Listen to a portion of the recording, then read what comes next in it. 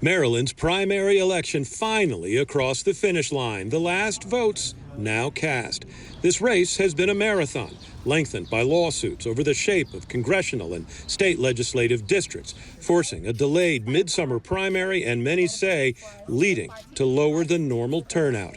Polling places today seeing just a trickle of undeterred voters. I think voting is a civic duty. I think everybody should vote. Voting is what we do as Americans. And for Marylanders, the stakes are high. At the top of the ticket, the race to succeed a term-limited Governor Larry Hogan, and the top polling Democrats have been busy making their plea for votes.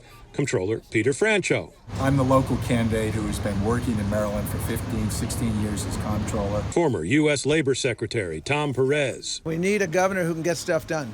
Author Wes Moore. I'm not a career bureaucrat nor a career politician.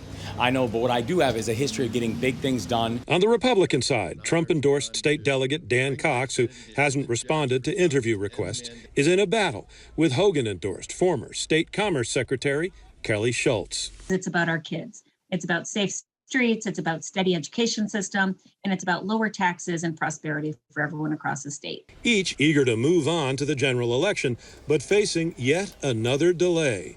This time, it's because 500,000 Marylanders chose to avoid the polls and cast absentee ballots in drop boxes or by mail.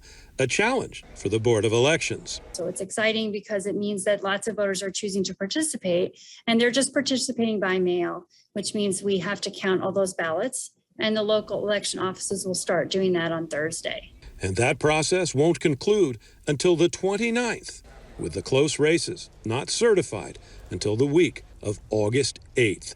It is a new kind of election night.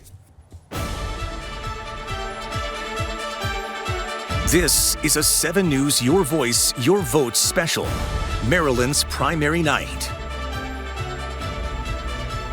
And I'm just going to say it is election season because this is going to feel like an entire Absolutely. season tonight. It's not a night by any stretch of the imagination. We're going to be doing this for a while. Yes. Thank you so much for joining us for this special coverage of Maryland's primary night. I'm Michelle Marsh. And I'm Dave Lucas. Well, across the Free State, the polls just closed at 8, and there probably weren't all that many people waiting in line anyway when the polls closed. We've got reporters and locations all around the Free State covering the big races from governor to attorney general to Montgomery County executive. And we also have a great panel joining us tonight, including a man you saw on today's ballot, former Prince George's County executive Rashern Baker. He was a Democratic gubernatorial candidate but suspended his campaign last month. Kim Klashik is a radio talk show host for WBAL, and she's also the Republican nominee for Maryland's 7th Congressional District in both the April 2020 special election following the death of Elijah Cummings and the November 2020 election itself. And you see right there on your screen, joining us on Skype, John Deedy. He is a professor of political science at the community colleges of Baltimore County. Thank you all for joining us this evening. Now, keep in mind, it's likely to be days, as we mentioned off the top, possibly weeks, before we know the results of several races. Around 509,000 mail-in ballots have been requested in the state, and less than half of those have been returned. Today is the last day to postmark it. It'll be interesting to see what that final number is. Per Maryland law, though, the State Board of Elections can't count mail-in ballots until the Thursday after the election day. For the record, Maryland, the only state in the union with such a statute, and it predates the pandemic when mail-in balloting made up a much smaller percentage of the total vote. And in-person voting today hasn't been without its problems. Voting machines weren't working for about an hour when the polls opened in Charles County at the Carroll Middle School in New Carrollton and Hoyer Early Childhood Learning Center in Cheverly. And also the polling place at Clinton Grove Elementary School opened late as well. Earlier, we spoke to the deputy administrator of the Maryland State Board of Elections about these challenges that they've been facing. Well, I think like what we see in retail establishments for right now, it's hard to find staff to work. We are seeing that the local boards are struggling to find election judges to serve, and there was a shortage. And so that's partly responsible for some of the delayed openings at that particular voting location. So there you have a backdrop for the evening. So let's start now by taking a look at the gubernatorial race. We have 4 reporters covering this race across the state. We begin with Maryland Bureau Chief Brad Bell. You heard from him earlier. He's live in Bowie at Democratic candidate Peter Francho's campaign headquarters. Brad, what's the mood there? Well, you know, the mood here is nervousness, right? This is a very, very close race. There was very little public polling in this race. We had a lot of candidates. There are still 9 people vying for this office, but the recent public polling showed that 3 had really separated from the pack, and those being State Comptroller Peter Francho, we were at his headquarters, Tom Perez, former Labor Secretary, and Wes Moore, the author. But they're almost in a virtual tie, and the larger number of voters was undecided. So that's one of the things we just don't know. And with a low turnout, you know, who got their voters to the polls today really does matter. Now here, they believe they have an edge with those mail-in or drop box ballots. The Francho campaign believes that they're strong in the older demographic, and they believe that is who is going to be using those ballots. So what they're going to be looking for when the first numbers start to come out in a little while, now what we're going to see is the early voting count. There weren't very many people that voted during the 8 days of early voting across Maryland, but we're going to get those numbers. And then we'll start getting the numbers of those who voted today. And again, turnout very, very low compared to the 500,000 or so mail-in ballots that are out there, particularly on the Democratic side, only about 80,000 on the Republican side. So they're going to be looking for those things. When the numbers start coming in today, basically what you're going to see is, what they're going to be looking for is to see if they're still close, right? If these 3 candidates that have been supposedly neck and neck in the polling are still close and others have fallen by the wayside, then that's a trend that they're looking for. And in this room, that's something they're going to be looking for. You know, interestingly enough, Mr. Baker is with you. He's still on the ballot here in Prince George's County. It's expected he's going to get a number of votes, and that could cut into the vote totals from some of the other candidates. So they're going to be looking at all of the numbers tonight, knowing that the numbers that they believe really matter to them here aren't going to be coming in for quite some time. All right, Brad, we'll be checking in with you often. Thank you. Next, let's turn to our Tom Rousey. He is in Bethesda with Tom Perez's campaign. Tom. That's right. We're on a rooftop here for his party tonight, and let me show you exactly where we are in downtown Bethesda. You can see we're right in the heart of it. If you look over the top here, we're at the 3rd floor rooftop where the party will be tonight. Now, I can tell you they do not expect to have a result here tonight. As Brad was just talking about, just such a bizarre election, really unprecedented the way things are going with all of those mail-in votes. You can't count them for a couple days. I'm told normally campaigns, they have kind of bellwether areas they look at, but they say there's really nothing they're going to be certain of after tonight. They say there's 4 main areas they will be looking at, however, and they're the 4 main population centers, and there are a lot of Democratic votes there. They are right here in Montgomery County, Prince George's County, Baltimore City, and Baltimore County. That's where most of your votes are in Maryland, or many of them at least, and that's definitely where a lot of the Democratic votes are. That being said, they do not expect to be confident of either a win or a loss at the end of the night. They know this could be a 3-way race. The Perez campaign here, one of the campaigns expected to have the best shot as far as getting that Democratic nomination, but again, they don't expect to have the answer tonight, and they say we're not even sure what to look at in this election because it is so unprecedented. The first truly post-2020, post-COVID elections, with COVID still affecting the number of people who vote by mail, it's unprecedented. They say we're going to learn as we go, but they certainly are hoping at the end of the night they will have a lead here at the Perez campaign. Of course, we'll learn that as the night goes on. Reporting live in Bethesda, I'm Tom Rousey, 7 News. Thanks very much. We continue to hopscotch the Free State. Riel Creighton is standing by at Wes Moore's headquarters in Baltimore. And Riel, welcome. What are you hearing there tonight?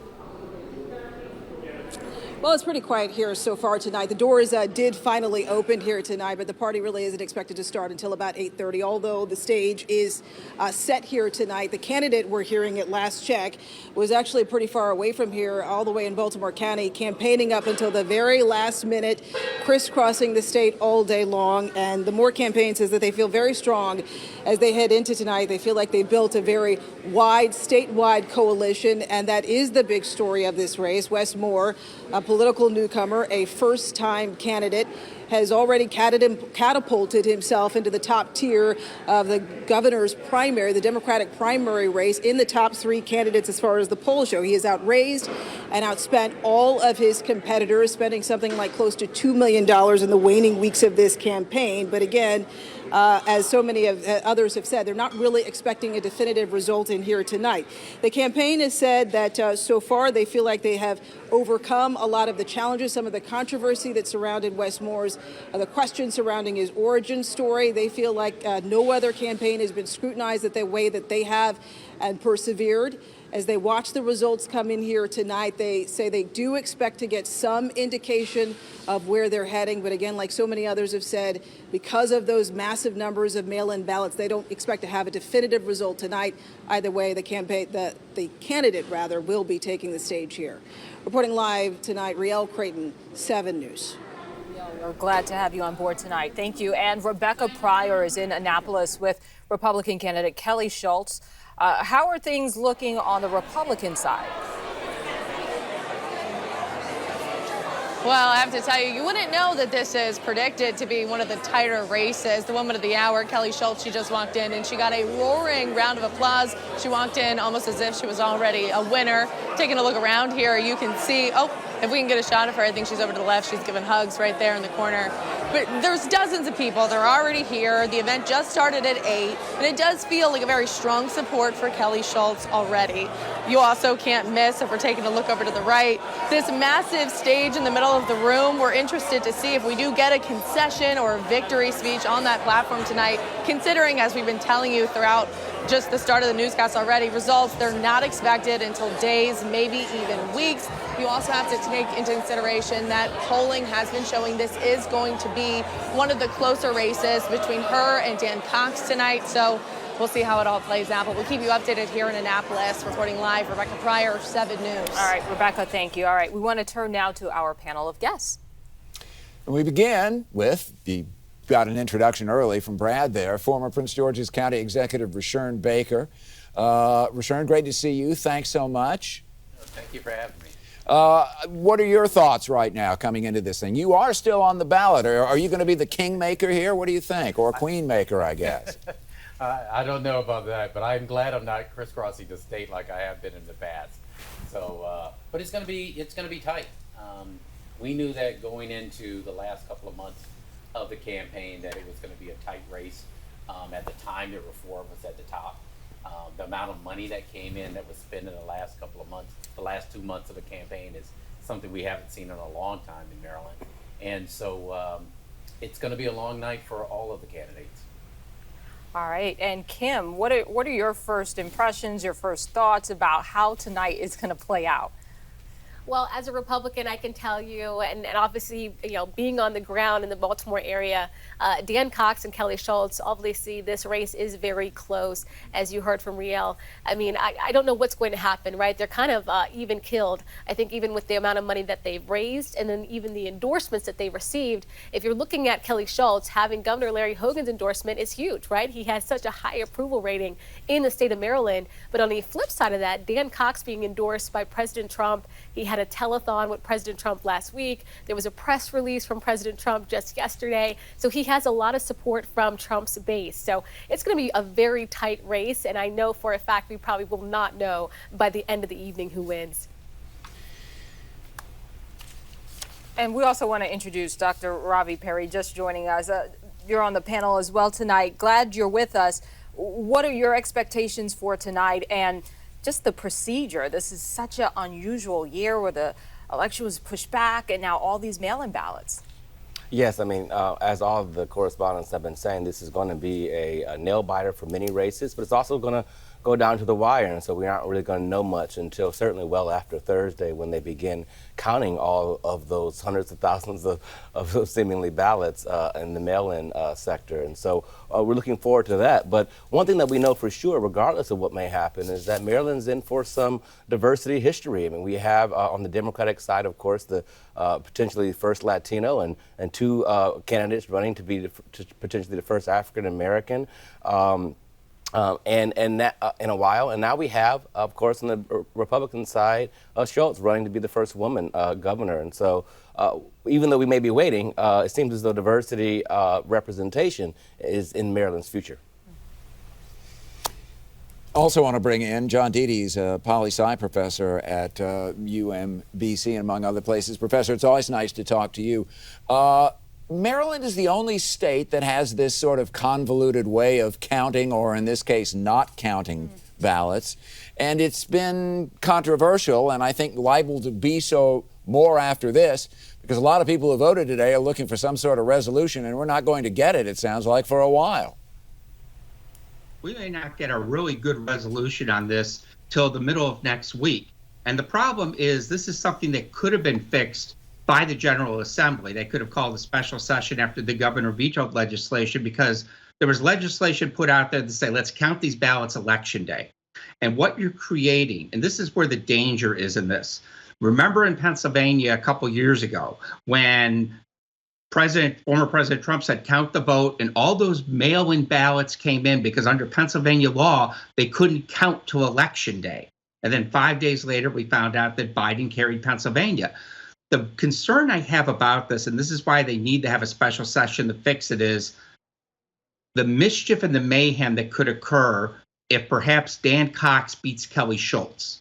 And Cox is the nominee, and you go through the same process again, where if he doesn't get what he wants, he may use the expression, the election was stolen and we need to stop the vote, et cetera.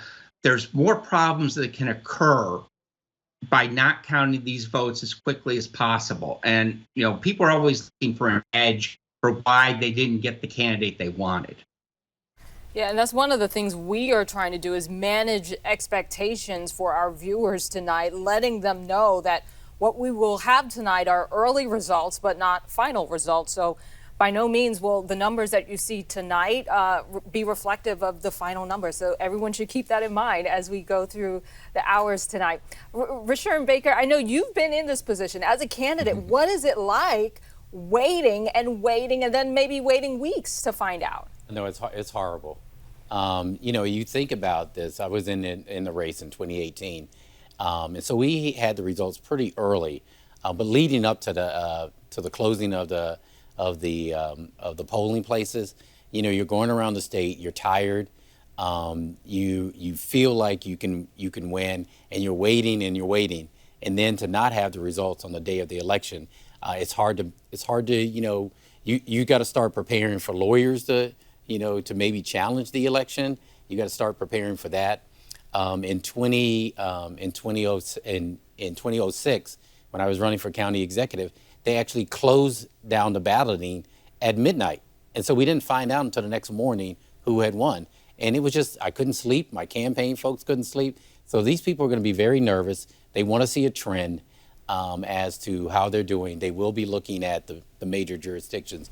But there are some nervous candidates out there right now.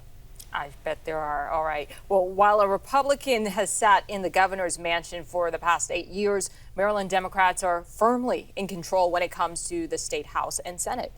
Maybe the most closely watched race, though, is the battle to be the Democratic nominee in Maryland's 4th congressional district.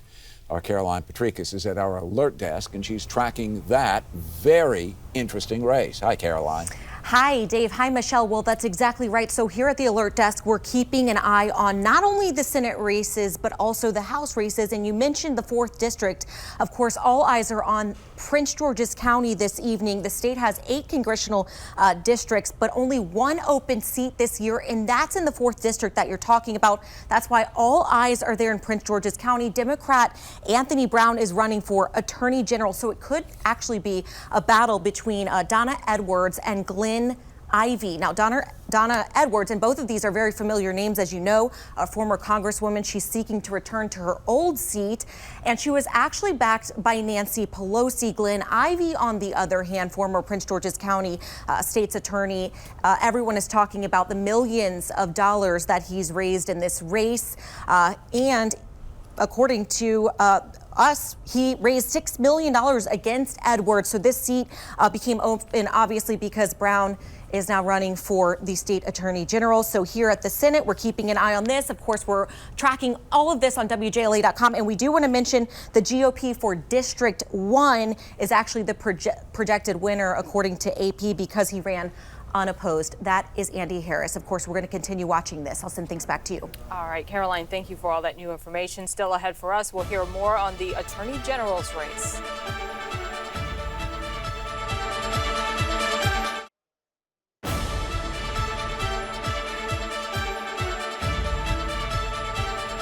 It's a small field to see who will replace Brian Frosh as the state's next Attorney General.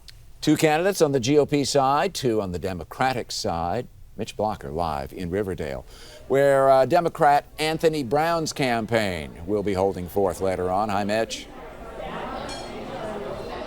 Hi, Dave. You know, the candidate, he's not here yet. We're expecting him, though, any minute, according to his campaign. And as the polls close, we have seen campaign staff as they're watching the results come in. The campaign just told me officially that they are feeling good, but that is based off of not numbers that they're watching, instead on the canvassing that the candidate did throughout the day. This is a look at the scene here, a pretty happy, boisterous group so far in his home county, in Prince George's County. Statistically, this race between Anthony Brown, the congressman, the 3-term congressman from Maryland, and Katie O'Malley from Baltimore, it's a dead heat. And 35% of the latest people polled say that they are undecided. So in terms of whether or not we're going to get any kind of result tonight, that's an open question, as you've been reporting. Now, we did check out some of the fundraising numbers if this does go on. Congressman Brown has a significant fundraising advantage, $1.2 million cash on hand, compared to O'Malley's $840,000. Now, an interesting note with this Democratic primary is the relationship between Katie O'Malley and Anthony Brown. Anthony Brown was the lieutenant governor when Martin O'Malley, Katie O'Malley's husband, was the governor. They've known each other for years. Many of their policy issues mirror each other. They are public safety, police reform, criminal justice system reform, voting rights, holding corporations accountable, and expanding authority to independently investigate and enforce voting violations. These are all issues that these campaigns mirror, but we are expecting Anthony Brown here in the next couple of minutes, and we'll keep you posted. That's the latest from Prince George's County. I'm Mitch Blocker, 7 News. Mitch, thank you. While we're likely to have some races called tonight, don't expect any winners declared for who the candidates will be for governor. Joining us now, Dr. Miley Cromer, an associate professor of political science at Goucher College. And she recently conducted a poll which shows the fight to replace the governor very much in doubt. We'll find out at some point. But in the meantime, tell us a little bit about what your polling found, because this is not a lot of polling done across the Free State, but yours is thought to be a pretty good survey. Tell us about it, please. Well, I appreciate that. Thank you. Our poll was conducted about 3 weeks ago in partnership with the Baltimore Banner and WYPR. And you're right, there has not been a ton of public polling done in the state, which left a really big question over the race. We can, I think polls are still the best way to give you a snapshot of what voters are thinking at that point in time. But I will say that things have likely changed and shifted, obviously, in these last couple of weeks. And that's because the campaign organizations on both the Democratic and Republican side are finally releasing the sort of war chest and buying these campaign ads and investing in voter contact. But what we found on the Democratic side a couple of weeks ago was a really tight race between Peter Franchot, Wes Moore, and Tom Perez, and a neck-and-neck race on the Republican side between Kelly Schultz and Dan Cox. Now, tonight, of course, we don't know who the winners will be, but we do know there will be a Democratic nominee and a Republican. In a deeply blue state like Maryland, what is the likelihood, and let me know if you covered this in your survey, when we hit the general election, what is the likelihood, the appetite for the state to elect another Republican governor? So the answer to that is it depends. There's clearly a path for a Republican like Larry Hogan to once again become governor of Maryland, and that person is certainly Kelly Schultz. To win as a Republican in Maryland, there is a formula. You need to do overwhelmingly, you need to do really well with independents, and you need to be able to pick up anywhere between 25% and 33% of Democrats. Hogan was able to do that, and that's because he was able to garner that Democratic support over the last 7 years. He's had a consistently high approval rating. Part of that was his distance from President Trump. President Trump in Maryland, although is very popular among Republicans, our last poll showed around an 80% or more approval rating. But among independents and Democrats, it's never been good throughout his entire political career. I am intrigued by this whole idea of the process itself. And this is obviously something that we won't know about until later on, but I think it would be interesting to follow up to find out Marylanders' satisfaction or dissatisfaction with this way of counting ballots, because there really isn't any resolution at any point. It's kind of lingering death, if you will, because so many people are just waiting to find out who wins and all the others who don't. Well, I don't actually think you need a public opinion poll to tell you how frustrated people are going to be. I suspect you're right. Results right away. I can tell you I'm already frustrated.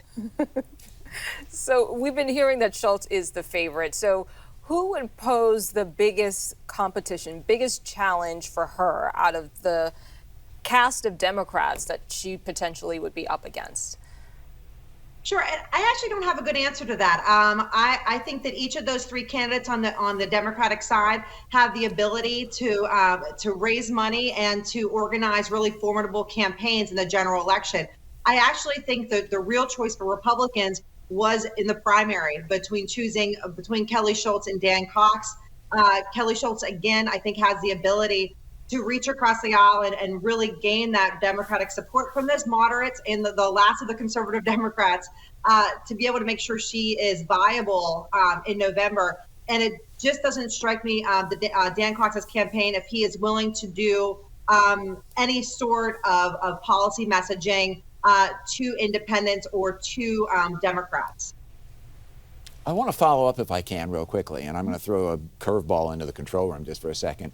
I want to ask Kim Klacik on our panel here, because we've heard a lot about the Republican race, but I'm anxious to sort of get your assessment of it, because it is, in fact, a very interesting one between the two candidates here. And Dan Cox, you heard the professor there talk about it. He is firmly in the Trump camp. Trump is a popular person among Republicans in the Free State, but then there has to be the crossover vote, and that, it seems to me, is going to be the challenge for the Republican here. What do you think? Well, I have to say, first of all, thank you, Dr. Cromer, for doing the polling that you did. I actually talk about it a lot on my radio show. But, you know, I thought, you know, looking at the polling last, you had Dan Cox that was actually ahead of Kelly Schultz with the polling. So I don't know how Kelly Schultz is the favorite per se. Perhaps people do want her to go to the general because they think independents and Democrats might vote for her. But there are a lot of Republicans that were not happy with Governor Larry Hogan's policies and the way that he governed during the COVID lockdown. You had a lot of people that had to shut their businesses down for good. And a lot of people still do not like the fact that he was talking about vaccine mandates. These are the same things that Kelly Schultz also supports. So when you're thinking about Dan Cox, you're thinking about someone that has the America First policies, just like President Trump, and whether people like it or not, and a lot of people didn't like Trump's personality, but they did like his policies. And so I think that's why Dan Cox is coming out ahead. But we shall see. Like you said, we won't know tonight, and that's what's so frustrating. But I do think they really are neck and neck.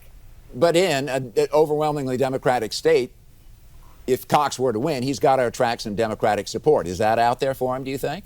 I think he can do that. I mean, look, you know, Democrats still want the same thing as Republicans, right? We all want public safety. We all want a good public education system for our kids. We all want the same things. It's just how we go about it. I think with Kelly Schultz, though, and this is something that I hear often, a lot of people don't know where she stands, right? She just says, basically, I'm Governor Larry Hogan 2.0. But that doesn't really tell us where she stands and where she lands on any policy, really. When she talked about the overturning of Roe v. Wade, she said she was was personally pro-life, but she said she would not do anything to turn over the vote here in the state of Maryland. There are Republicans, believe it or not, in the state of Maryland that are pro-life, and they did not like the fact that she said that. I heard Kim say many things, but one that stood out is Republicans and Democrats all want the same thing. I'm going to ask that and pose that to the rest of the panel when we come back to get more thoughts on that. We want to move on now to one of our other reporters out in the field. The race is expected to be especially tight in the Democratic primary for Montgomery County Executive. Incumbent Mark Ehrlich is in Elrich. I beg your pardon. I promised I wasn't going to do that, but I just did it. Mark Ehrlich in a very tough fight to hold on to his seat. And our team coverage continues right now with Kevin Lewis in Silver Spring. Dave, if I had $1 for every time I heard someone mispronounce Mark Elrich's name, I could retire here tomorrow. We are at the watch party for David Blair. He is one of 6 candidates running for county executive. There are 4 Democrats. Blair just walking in right now. Blair, one of the 4. There are 2 Republicans. Blair is in the blue-collared shirt with the khaki pants. We're at Denizens Brewery in downtown Silver Spring. The 2 co-owners here are supporters of Blair. It's also in a major urban core of Silver Spring, so that's why they selected this location. There were 3 main ways to vote this go around. Mail-in ballots, the first. I believe there are around 88,000 mail-in ballots requested here in Montgomery County, but per state law, those won't get counted until Thursday at the earliest. So that is a huge swath of the ballots that were cast this go around. No guarantee that all 88,000 will be mailed back. However, you had the voting in person today. I just checked on the Montgomery County Board of Elections website, and they have not posted any of today's results. However, the third way to vote this go around was early voting. The county had, I think, 14 early voting sites, and they had 8 days of early voting. The Board of Elections just posted those results, and roughly speaking, going off memory, Blair had around 8,300 of the early voting votes. Mark Elrich had around 7,300. Hans Remer was in the 4,000s, and Peter James, the 4th Democratic candidate, was in the hundreds. So right now, going off early voting numbers, David Blair is in the lead. But the game is still in the first quarter here, because with today's numbers for in-person voting and for those mail-in ballots, the big ones, 88,000 requested in Montgomery County, we won't know until Friday, Saturday, maybe even Sunday who the true victor is. We expect David Blair to give some sort of celebratory rah-rah speech around 9 o'clock. And if we can, we'll certainly bring that live to you. For now, we are reporting live in downtown Silver Spring. I'm Kevin Lewis, 7 News. With the polls just closing 34 minutes ago, this just feels like tip-off. Not even first quarter. It really quarter. does. It really does. In a race that was decided by 77 votes the last go-round. So close, so it was close. razor-thin margin. Still ahead with us. We'll have more on the race to become Maryland's next governor. We'll be right back.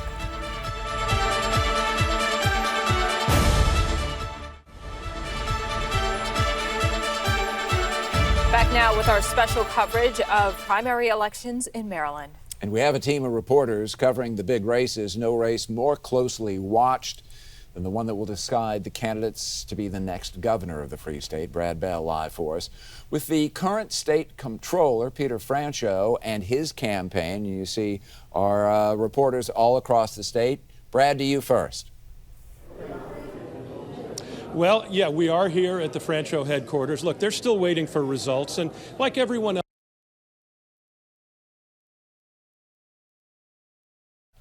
All right. Our picture with Brad froze, and I think that's how the night's going to feel like. We're frozen in place because it's going to take a while. Let's move on, and we'll get back to Brad. Let's go to Riel Creighton. She is with the Wes Moore team in Baltimore. Have you seen Wes tonight so far? No sign of Westmore anywhere around here. The party, you can tell, just getting started here. They have the music turned all the way up. Time was supposed to be about 8:30 that this was supposed to get underway, but we're just watching just a few supporters that are trickling in right now at this moment. The candidate himself, meantime, for his part, we're told by the campaign, isn't expected to be here until sometime at around 9:30. He had been busy, we know, up until the last minute tonight, crisscrossing the state, fanning out, trying to get votes, working the polls up until the very last minute. More rising in this race to be one of the top tier candidates, despite being a political newcomer. He had never run for office before, but he has outraised and outspent all of his Democratic challengers in this race. And the Moore campaign says it's also because of that they feel really good about where he's at. His fundraising haul alone has been historic. And of course, if he goes on to win, and he does win in the general election, his candidacy would also be historic to become the first black governor. So far, the campaign tells me there is no one spot that they are focused on, that they are looking at as far as when the results come in. They think they've built a very strong statewide coalition. They say they expect the results to show that, but like everyone else so far tonight, they also don't expect to get a declaration by tonight because of that massive mail-in ballot situation that so many others have talked about. They say they don't expect to have a definitive answer tonight, but they do expect to have some indication of where they're going and how well they've done. Either way, the candidate is expected to take the stage. He will be speaking here before the end of the night. Reporting live in Baltimore tonight, Riel Creighton with the Westmore campaign. Well, thanks. Obviously, we will be checking back. We continue our whip around here with Tom Rousey in Bethesda up there on the roof where they've turned off the lights, it looks like. It's actually a TV thing, Dave. We have a light over there, and it makes it look darker behind me, so that's what's going on. But here at the Tom Perez campaign, they think it's going to be a strange night, as we've been talking about. It's unprecedented to have so many mail-in ballots that can't be counted for 2 days. So at the end of the night, they're hoping they will feel good, but they don't expect that we will know the winner. Certainly the Perez campaign, considered one of the 3 campaigns that has the best shot of winning the Democratic candidacy for governor. They're hoping the results will start to come in more in the next half hour or so. I can tell you, this may be his strong area here, Montgomery County, where I am. As you can see, we're in downtown Bethesda. Now, this, of course, is more on the west side of Montgomery County.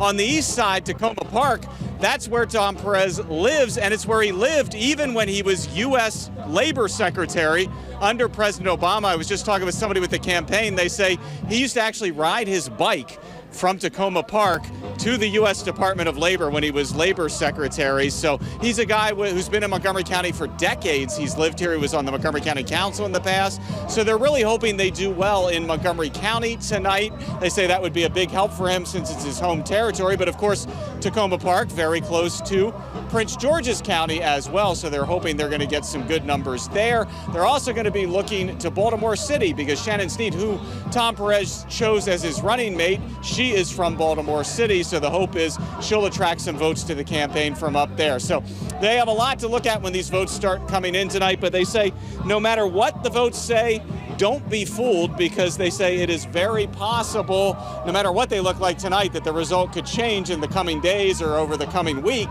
as those mail-in ballots are counted. Reporting live in downtown Bethesda, Tom Rousey, 7 News. And Rebecca Pryor is in Annapolis with Republican candidate Kelly Schultz. When we spoke to you before, you said you saw the candidate making her way, greeting supporters. Where is she now? So she actually just left the building. We were able to speak with her. I'll give you a little bit more on that in a minute, but I just kind of want to talk about the energy in the room. The music is blasting, and at this point, it's really starting to fill out here. I'd estimate at least over 100, if not 200 supporters have gathered, and they're still standing, they're up on their feet, they're socializing, and that is a true testament to how Kelly Schultz is feeling tonight. As I told you, we spoke with her briefly just before she head out. She said she's going to be back probably around 10 to speak to all of her supporters. Before that, she did speak to us, and she says she is confident. Now, as we've been telling you, polling is showing this is going to be one of the more closer races, but she says she doesn't think that Dan Cox's far-right viewpoints are really going to resonate with Maryland voters, and she doesn't think that Donald Trump's endorsement is something that matters in our state. She thinks that Governor Hogan, his endorsement of her is going to have much more of a pull here. Again, it's supposed to be a close rate, though, so we will see how it all plays out. Reporting live in Annapolis, Rebecca Pryor, 7 News. All right, thank you so much, Rebecca. All right, we want to now move on to our Senator Cardin. He is standing by. Thank you so much for joining us. So it's a big night. Oh, do we have his audio? It's good to be with you. Thank you. Good to be with you, too. Thank you so much for joining us. Sure. Senator, thanks. Good to see you. Give us your impression, first of all, with the situation with the Maryland system of voting. If there's one thing that all candidates and all parties apparently can agree on, is that this isn't a particularly good situation and one that really bears closer scrutiny and change. What do you think? Well, first, it was convenient for Marylanders to vote. They could vote by mail, they could vote early, they could vote on Election Day. They had plenty of drop boxes where they could drop off their ballots. So I think the legislature provided ample ways in which Maryland voters could cast their votes. Unfortunately, because of the way the Maryland law was configured and Governor Hogan's veto, they're not going to be able to start calculating the voting by mail until Thursday, which means we will not have election results certified until known to a much later date. That's not good at all. We're the only state in the nation that's in that situation. The longer the uncertainty exists, the more concerns people have about the integrity of an election. So it's unfortunate that this situation exists in Maryland. And what is your message to voters tonight who are hoping for results? Well, we're only going to get partial results. We know the 500,000 ballots were requested by mail. We don't know exactly how many of those ballots were actually delivered by the close of by 8 o'clock this evening, but we know there's hundreds of thousands, and they will not be calculated until Thursday. So we know we're only going to be able to get partial results at best tonight. Senator, the best of times, primary elections turn out fractions of what general elections turn out. What's the conventional wisdom on that? Does that tend to help the incumbents and hurt the challengers, or is it a race-by-race thing, do you think? Well, everybody's been trying to figure that out for a long time. It's just very disappointing that more people don't take advantage of their opportunities to vote. I really don't understand that, but you're correct. They're expecting a very low turnout as far as the percentage of registered eligible voters. And that's unfortunate because those who aren't voting are allowing those that vote to speak for them, and they may not be of the same view. So I don't know who it benefits. I think there'll be different views about that. There's also a view as to who votes early, who votes by mail, and who votes in person. The demographics might be slightly different, but I think we'll have trends tonight. We'll know pretty well where the competitive races are going to be, the ones we have to watch. I think most of the races will probably be pretty obvious by the end of the evening. Maryland Senator Ben Cardin. Senator, nice to have you with us. Thanks very much. We appreciate it. Thank you. All right, we want to go back now to Maryland Bureau Chief Brad Bell. He's live in Bowie at Democratic candidate Peter Franchot's campaign headquarters there. All right, we got you back up, and if you would take it from where you began, because we lost you in the early part. Well, we're talking an awful lot of politics tonight, and I was out at a polling place today, and I said, hey, that's one of my sports heroes from college. So joining me now is former first #1 NBA draft pick out of UVA, basketball player Ralph Sampson, now involved in politics. Tell me your connection. Why are you wearing a Franchot shirt? I'm not involved in politics. I just know good people when I see them. So Peter Franchot and Monique Anderson Walker are really good people. And I know the family well. When you got Ron Anderson and his eye clinics that have been around for so many years, he's iconic in the DMV. So when you find good people you want to support, and I know the family very well, and I'm excited to be in the Fort Washington area and just hanging out, having fun, and be around good people. I saw you putting signs in the ground today. I mean, you were out there working today. I'm a country boy, so I can be dressed up in the coat and tie, but when there's work to be done, I leave no stone unturned. All right. Now, every now and then I mention on TV, I'm a Terp. Oh, boo. We're the same class, Maryland, UVA. Here you are in Maryland. Now you're trying to affect our politics in Virginia basketball. Well, I mean, Maryland moved out of the ACC. So they left the ACC, so they're not rivals anymore. We don't play them anymore. So, and I played Georgetown. I saw Patrick Ewing earlier this year. We saw each other at UVA for a minute, and we only played them once. So they should welcome me to Maryland, right? All right. Thank you very, very much. How's everybody feeling? You are close to the family. How's everybody feeling tonight? We've been reporting we're not going to know a winner tonight, most likely. Well, I mean, I'm sure there's a lot of mail-in votes, like the world of the day, and maybe the votes are voter registration down. I don't know the results, but I'm looking forward to it. But I think you got two good people, in Peter and Monique, that can make some changes in Maryland that's needed. I'm a farmer, so I know about the farmland. I know about all that kind of stuff in Virginia, but you got to have good people that know what they're doing. All right. Thank you very much. I appreciate you taking time. Appreciate it. Yeah, I was out at the polling place today, and I said, I think that's Ralph Sampson, and he does have a connection to the family of the lieutenant governor candidate, Monique Walker. He says he's splitting his time between Charlottesville and here in Prince George's County, and he's getting involved. And he is expressing the same feelings that we're hearing from those here. There's a sense of nervousness. They know it's going to be very, very close. They've worked hard for a long time. Francho was the first one to join the race. He's been planning it a very long time, 16 years as state controller, sort of in the back of his mind. And they know they're going to find out tonight. So just wanted to bring you something a little bit different as we go with all of this political prognostication tonight. So I'll send it back to you now. And we're grateful that you did. 7'4" of really smart guy, and it's interesting to see how the Cavalier is working in the Free State this year. So great stuff, Brad. Thank you very much. Yeah. Take care. All right, Brad, thank you. We will have more from our panel and how a delay in results, as we've been discussing tonight, could help or hurt certain candidates when we return.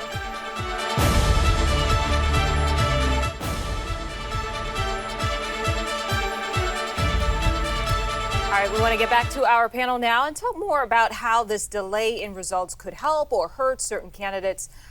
Kim, what are your thoughts on what could happen with the Republican candidates for governor tonight? Well, like you mentioned earlier, it's such a close call. We're not going to know anything tonight. I will say, and I was just thinking about this, it's very interesting. You have Kelly Schultz, who has been endorsed by Governor Hogan, but Governor Hogan right now is in Colorado at the Republican Governors Association meeting. And so I do wonder why he did not show up for her tonight on such a big night, and it's such a close race. Well, we'll have to ask the governor when he gets back on that. My guess is there might be other things on his mind right now, if you believe some of the pundits. We'll see. I'm going to throw it out to the panel, too, about this whole notion of the system under which we find ourselves right now. The Associated Press has gone way far out on a limb and declared that Chris Van Hollen wins the Democratic nomination for the U.S. Senate. And that's about all we know right now. Ordinarily, we'd at least we'd be seeing trends right now. And even if we do, those trends may not hold up through the end of the week when they actually start getting to those mail-in ballots. This is extraordinary, I think. Yeah. No, it is. I mean, if you think about it, not just the fact that we won't be able to count the ballots. You think about what we've gone through this whole year in the campaign. I've never seen anything like this where the undecided voters were that large near the last 30 days of the campaign. That did not happen in 2018. It didn't happen in 2014. Or that you didn't narrow the field down to two candidates, if you remember 2018 or 2014 or in the past. And I think one of the reasons, this is what we talked about during the campaign, is that in this year of COVID, and fear that people have about their jobs, about their safety, I think we didn't see candidates, just really go into the issues that were most on voters' minds. So you have that where you have this large undecided, and then you have this quirk where we're not going to be able to count the ballots. And so it's like these two things came together, and now we're in this hold pattern. And a lot of it has to do with, one, the messaging, and two, the fact that we didn't actually change the law and make sure that we could count those ballots earlier. I'm just looking at some of the candidates, and there are a lot of political newcomers, and there are also a lot of establishment candidates. And I'm just wondering, given the broader political climate where it seems like people on both sides are just fed up with how government has been working, is this the season, if you will, for a political newcomer? Worked in Virginia. Or do people want competence and experience? Yeah. It did work in Virginia, and I think you see on both sides of the aisle that that bifurcation between new upstarts, as many people call them, and established candidates. I think the challenge is going to be for any newcomer, of course, is to indicate that they have the experience. And on the Democratic side, let's say for the governor's race, you have candidates who have not had any elected office experience at all, like in Westmore, but the #1 fundraiser. And so it seems as though that may not matter as much to voters. And on the Republican side, you still have, that the fight between whether you're going to go with the Trumpers or with a more moderate Republican. And I think the delay either way, in terms of not knowing today what the results are going to be, I think it actually hurts the democratic process in general. We live in an instant gratification world today, and people not knowing is just going to lead to perhaps even more disillusionment and perhaps even lower voter turnout in future Maryland elections. Dr. Perry, is there a historical parallel here in any of this? When you look back, do you see a situation where there was something like this in the past and how it worked out, or are we on uncharted territory right now? In terms of Maryland, we are in uncharted territory. The delay in not being able to even count mail-in ballots is really something that is limited to the state of Maryland. In a lot of other states where they may not count the ballots on the day of the election, they at least start the next morning. Not starting until Thursday morning, really does suggest that we may not know through the end of the weekend. And by then, people who have tuned out. And I think that the challenge is going to be whether or not either party can then come together and get their voters back out. I think the biggest challenge may be for the Democrats in that they have 9 candidates in the gubernatorial race. And so whoever the winner may be, may not even win with a lot of the support of the primary voters. And they will need time to galvanize that support in order to move forward in the general election. And Professor Dede, I know you wanted to jump in on this. I just want to hear your point of view in this space of having an establishment candidate versus a political newcomer. Is this the season for new energy? I think in many ways, voters like to try something new. They will often tell you in surveys they'd like to see more candidates, more new stuff. And right now I was at the Maryland Board of Elections website, and currently the 2 new fresh faces in early voting results, Dan Cox beat Kelly Schultz, and for the Democrats, Wes Moore overwhelmingly carried the early vote by a percentage of about 38%. Mr. Baker got almost 4% of the vote. And I think for a lot of people, when you're looking at candidates, this election, both parties, Democrats and Republicans, policy-wise, they agreed 95%. So you were voting for person. You were voting for the person you were comfortable with. As they like to say sometimes, the person you have a drink with. And as I said, policy-wise, neither candidate really planted a flag saying, this is the policy I'm going to do. The policies of Cox and the policies of Schultz, are almost identical, except one supported an insurrection and one didn't. I think Mr. Baker probably appreciates your memory. He just wishes it wasn't so good, though, in that incident. Thanks, folks. We're going to take a break real quickly, step away for just a bit, but we're going to be here for the rest of this night, so we invite you to stay with us, and we will watch this process unfold. Thanks. We'll be right back.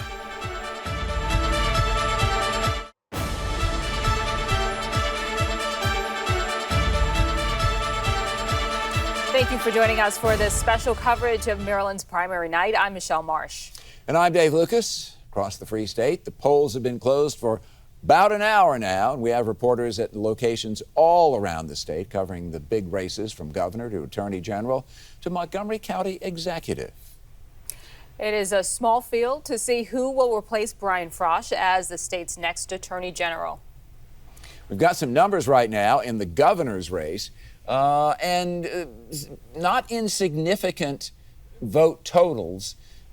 But again, the numbers are what we have. Are what we have, and may not bear any resemblance to what we wind up with. But Wes Moore in the lead. On the GOP side, Dan Cox also doing very well against Kelly Schultz. Robin Ficker, who is I think, perennial candidate. If you look in the dictionary, there's a picture of him next to that definition, and John Werner as well.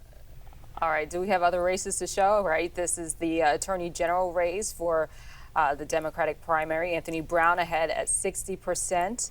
And our Mitch Blocker, he is standing by at that watch party. And I believe you have the candidate with you, Mitch. Yeah, Michelle, Congressman Brown has just arrived at his watch party here in Prince George's County. Congressman, thank you for taking a minute. A round of applause for the candidate.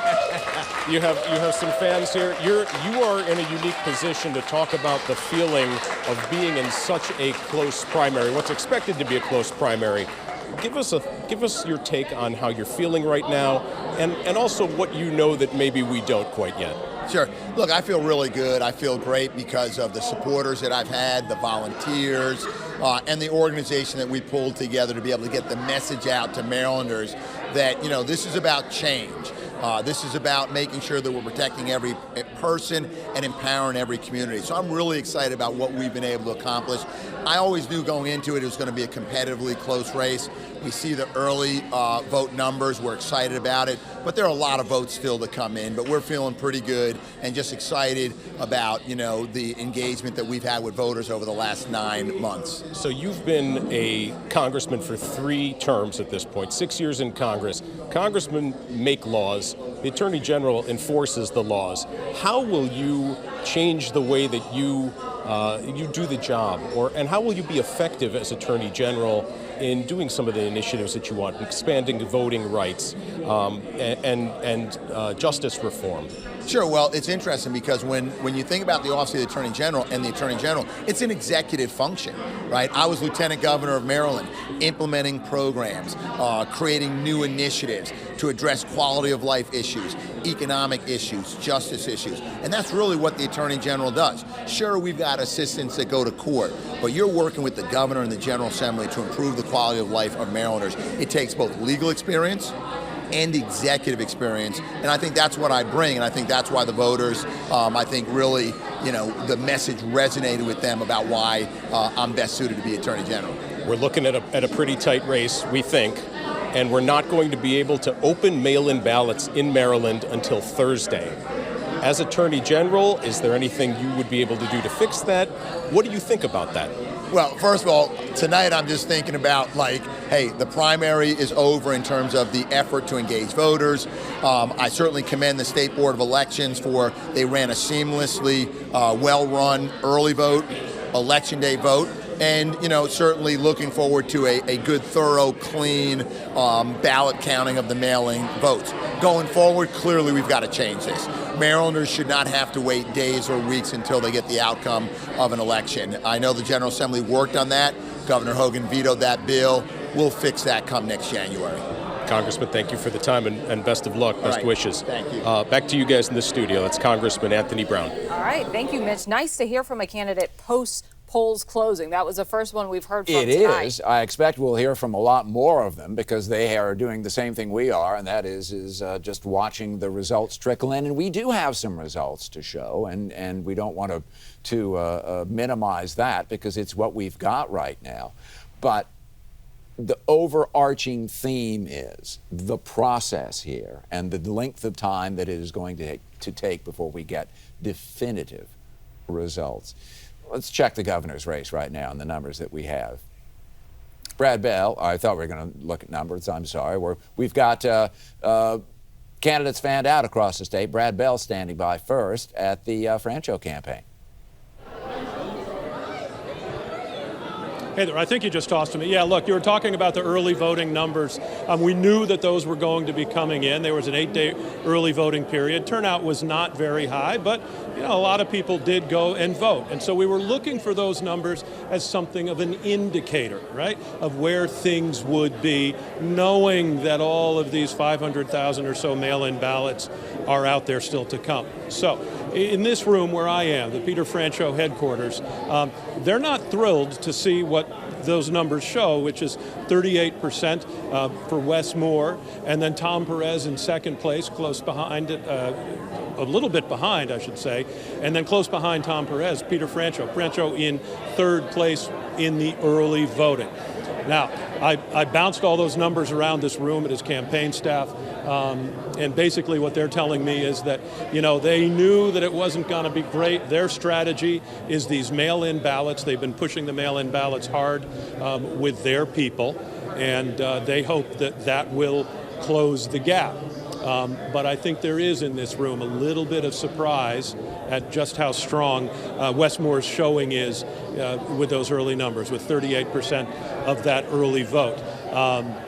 It is significant, I think, here. And in some of the other races that others are talking about, we see some of those gaps as well that could be indicators for what is to come. Now, we're told that Mr. Franchot will be arriving here in about 15 minutes or so, and he's going to make his way around the room. It's not a traditional election night, as we've said, where you don't usually see the candidate until they declare a winner or a loser. We're not going to have that tonight. So the candidates, as you just heard with Anthony Brown, are out and about, and we will be bringing you an interview with Mr. Franchot. We are scheduled to have some time with him coming up. But as I said, they're not thrilled with these numbers in this room, not entirely unexpected.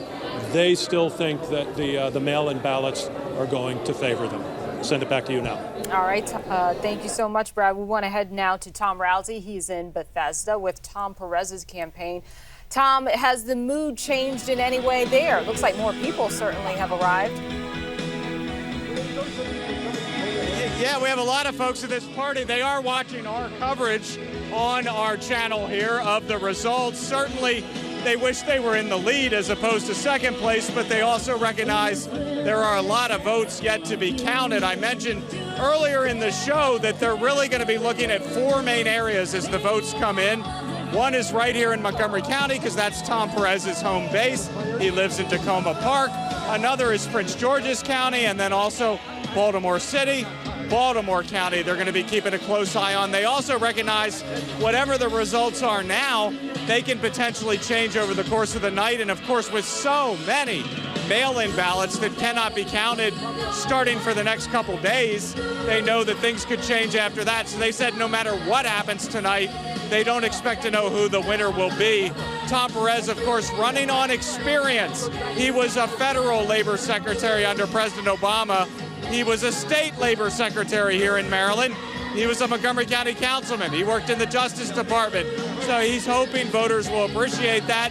Early results, again, have him in second place, but the campaign believes that could change as the night goes on. Reporting live in downtown Bethesda, Tom Rousey, 7 News. Well, the music is certainly bumping there as well at that campaign headquarters. Got to keep spirits up, don't you? Yeah. Riel Creighton is with Wes Moore's team in Baltimore, and Riel, right now, at least in the early numbers, they have to be feeling pretty good about where things are and how they're doing. Oh, yeah, there is a lot of excitement in this room. You can feel the mood that has just changed. A lot of the crowd is actually behind the camera, so you can't see what people are doing. But yes, there is a lot of confidence. Very excited as they're watching those early numbers roll in. We did talk to one woman who is a staunch Wes Moore supporter, as you would imagine, who's been here all night. There are no nerves in this room, though. This is exactly what they expected. She told me she had been working a polling site outside of a polling site in Baltimore City all day, and she talked about the number of thumbs up and the cheers that she was getting when asking people to support Wes Moore. So she really felt like he was going to have a strong performance, and that was indicative of what was going to happen tonight. The Moore campaign, meantime, for themselves, Moore is not expected to be here, they said, until sometime after 9:30. He had been crisscrossing the state. The campaign told us there was no one area that they were really focusing on as far as a stronghold, something they were zeroing in on is what would happen tonight. They say they've built a strong coalition, and they believe that it's strong across the state. One person with the campaign, though, did tell me that they believe there is probably zero chance that they will get a declaration tonight as far as a winner, but they do believe the results and the in-person voting will give a strong indication of what's going to happen in this race. Reporting live at Wes Moore's campaign in Baltimore, Riel Creighton, 7 News. Riel, thank you. And Rebecca Pryor is in Annapolis with Republican candidate Kelly Schultz. I know you've been trying to read the room. What's the latest there? Yeah, so the room still feels good, but Schultz, she has left the building. She's currently out collecting her thoughts. She says that she'll be back around 10 to speak to this full room of supporters. She's got at least 100 or so people that have packed into these empty office spaces in Annapolis to support her. So again, she will be back, but she's gone tonight. Meanwhile, when she left, results started coming in. And at last check, I checked just a couple of minutes ago, Dan Cox, her opponent, is up by nearly 10 points, which is very significant, but keep in mind, only 25% of the results are estimated to be in, so we still have a long way to go. It's hard to say how Schultz feels about those numbers coming in, but I did speak to her before we knew any results so far, and what she had to say then. Take a listen to this. She is very confident that she will beat Cox tonight. I've got a lot of expectations every single day.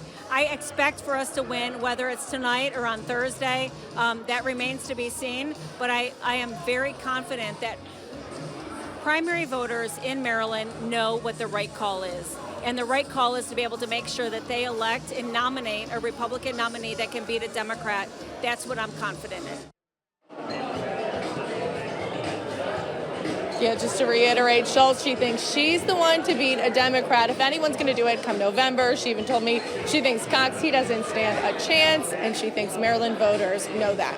Time will tell. Reporting live in Annapolis, Rebecca Pryor, 7 News. All right, we want to turn now to our panel of guests, and I actually want to start with Kim because early in the night, Kim, you said Dan Cox was one to not overlook. What is it about that candidate that you think may have resonated with voters who are so far supporting him in terms of the early numbers? Yeah, well, again, Republicans know exactly where Dan Cox stands, right? He's America First policies. He is pro-life. He talks about where he stands all the time. As you heard there with Kelly Schultz, she still hasn't said where she stands with anything. I think she told Rebecca there that she just is the candidate to beat a Democrat in the general. And Republicans are looking to hear more. I thought it was interesting. I guess she called it a night already. But, you know, to me, this is like, you know, basically the indication that I've seen in Kelly Schultz's campaign this entire time, right? She shows up and then she walks away. Dan Cox is very passionate, and people love a passionate candidate. And he's been a delegate for quite some time. If you look at the way he votes even, you can tell that he is a Republican through and through. And I think, again, people just have a lot of questions when it comes to Kelly Schultz. But here's the thing, and I'm going to throw this out to everybody, particularly in this race. What Larry Hogan did to get first elected and then reelected by a large margin was he turned out the base, but then he also picked off a considerable number of Democratic and independent votes on the other side, something that Republicans hadn't done in Maryland in a while. That, to me, is going to be Dan Cox's real issue, if you will. It's going to be his problem and something he's going to solve if he's going to win the race. Would you agree? Well, if that was thrown to me, I will say that, you know. I'm throwing it out to anybody, so yeah, go ahead. Okay, well, you know, for Republicans, I mean, if you think about it, yes, you could say that Kelly Schultz would probably bring a lot more independents and Democrats to the polls.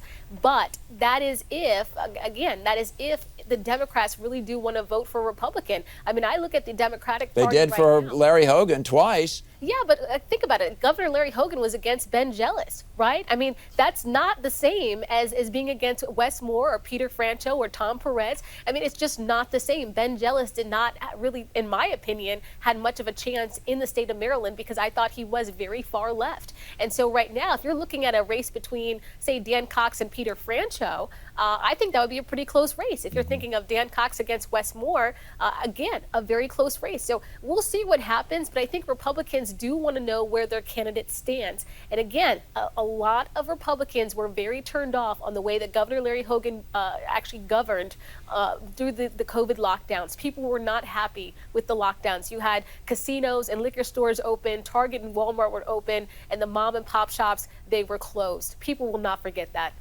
But the problem that Republican primaries have across the country, and we're learning tonight is the same thing, is that if they do nominate an extreme right candidate, then the questions will just balloon in terms of their viability to win elections in November. And that's ultimately what today is all about. It's about what the future of Maryland will look like, obviously beginning next January, but really beginning in November, and whether or not it will go back to electing a Democratic governor for the first time, obviously, in 8 years. And I think you can't be a Republican and think that you're going to win in the state of Maryland without getting some of those Democratic votes. Yeah. And many of those votes are black, and I just don't imagine many of those individuals voting for someone like a Don Cox. Mr. Cox was, he said that he was modeling his campaign after that of Doug Mastriano in Pennsylvania, just across the line over there. It worked for a while for Mastriano, but he's now in a very tough fight, and frankly, in the latest polling, is trailing. So maybe the notion of just depending on the true believers is going to be a heavy lift in Maryland. Yeah, no, on both sides. I mean, as a Democrat, you can't just depend on the liberal part of the Democratic Party to win in the general election. You've got to go and get the independents and those moderate Democrats. Maryland, I served in the legislature, and believe me, if you're in the urban areas or the Washington region, you're probably more liberal. But if you're in Western Maryland, you're still a Democrat, but you're more conservative. And in the general election, you have to appeal to both bases, whether you're a Democrat or Republican. I think that's where a Dan Cox will have a problem in the general, is you've got to get some of those Montgomery County voters, those Prince George's County voters, and those Baltimore County voters to go with you, or else you're not going to have the numbers. And so I think as Kelly Schultz running the way that Larry Hogan did, that's what he did. He gobbled together enough of those areas that are traditionally Democrats but are moderate, and they fiscal conservatives, and they may be socially liberal. Those were the folks that they went after, and that's not where Dan Cox is. He's a true believer. He's authentic, but I don't think he'd be able to get those voters in a general election. And John, I want to ask you, we haven't talked much about Donald Trump tonight, but Donald Trump did endorse Cox. So in some respect, is Donald Trump on the ballot tonight if Cox indeed wins? I don't know if Trump is on the ballot. I think in many ways Larry Hogan is on the ballot because, okay, if Cox wins, we could give Trump credit for that. But the fact that Governor Hogan's policies basically getting kicked to the curb after 8 years, where I think if this was an open primary with independents, it might be playing out a little bit differently. And I think that the problem Dan Cox is going to have is when he gets to the general election, and if he goes up against who I think he'll go up against, Wes Moore, it's going to, the thing is when the DGA did their ad, they didn't mention January 6th. And independent voters don't like coups. Independent voters don't like people trying to overthrow the U.S. government. And the other factor, when you think about this type of situation with Cox, he really cannot account for his time completely on January 6th. He organized busloads of people to go down there to protest, which turned into a riot. And I don't think voters, when advertisements come out related to that stuff, I don't think they're going to be turned on because that shows you can't play well with others. And I think that's going to be a problem for Cox. And I think in many ways, I don't see Larry Hogan putting his arm around Dan Cox. I think Larry Hogan's going to be taking a long, extended vacation. That's why we've got such a good panel here, because they have opinions, and that's what we're looking for. We appreciate it. Now, while a Republican has sat in the governor's mansion for the last 8 years, Maryland Democrats are firmly in control when it comes to the State House and Senate. Maybe the most closely watched race is the battle to be the Democratic nominee in Maryland's 4th congressional district. And our Caroline Patricus is paying particular attention to that. She's at the alert desk for us right now. Hey, Caroline. Hey, Dave. Well, as you already talked about earlier, the AP has called Chris Van Hollen, the incumbent for the Democratic Party, to be the projected winner of the evening. Now, you talked about the 4th district. We're watching that one. And Glenn Ivey is actually leading right now. Of course, there's only 35% of votes, according to AP. But it's interesting because people projected that Donna Edwards and Glenn Ivey would actually battle this out. Over in the 6th district, this is another one because this is in the western part of Maryland.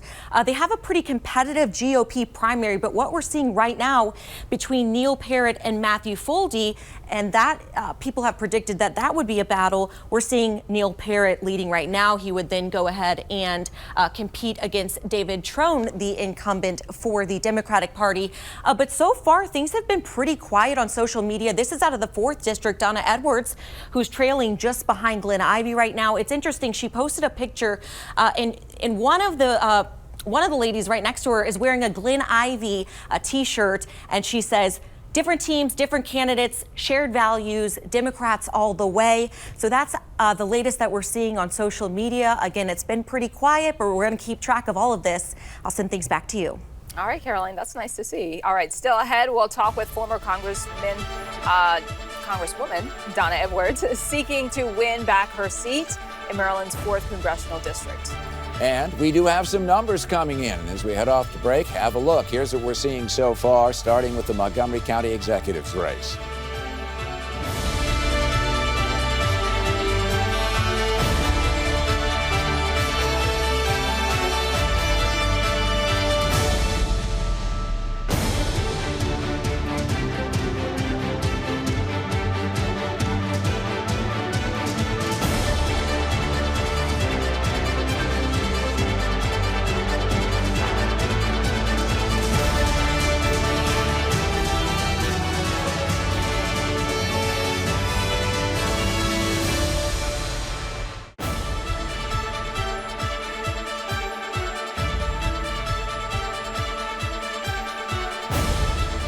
Welcome back. The race is expected to be tight in the Democratic primary for Montgomery County Executive.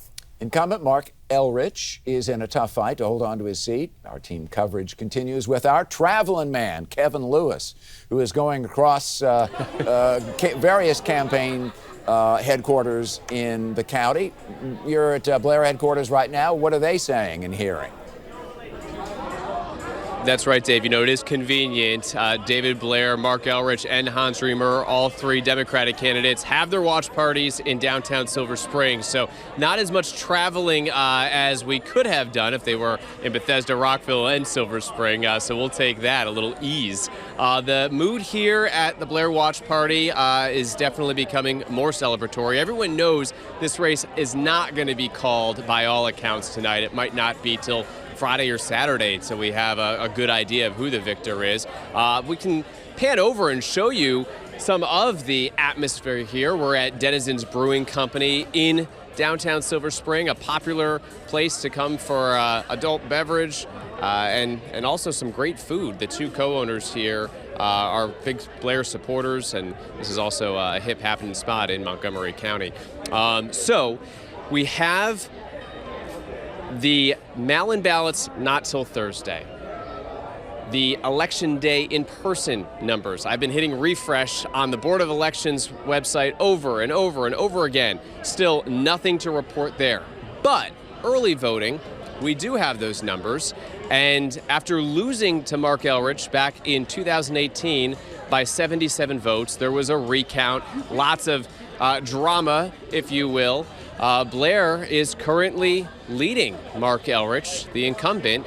41% of early votes cast going to Blair, 36.7% going to Mark Elrich, 20.7% going to Hans Riemer, a current county council member who's term limited and can't run for the council again, and 1.6% going to Peter James. He's a Gaithersburg resident, doesn't have really much political history, is really an inventor and into macroeconomics. He gets 1.6% again of the early vote. But I'm told there were some 88,000 mail-in ballots requested, not to say all of those were returned, but that is the really the main share of the ballots that will likely be counted here. And again, we won't learn those. State law prevents the Board of Elections from counting until Thursday for the mail-in ballots. So David Blair definitely has wind in his sails right now, particularly after his loss in 2018, but it's still way, way too early to raise the victor flag here at the Blair Watch Party. We're live in downtown Silver Spring. I'm Kevin Lewis, 7 News. Kevin, thanks.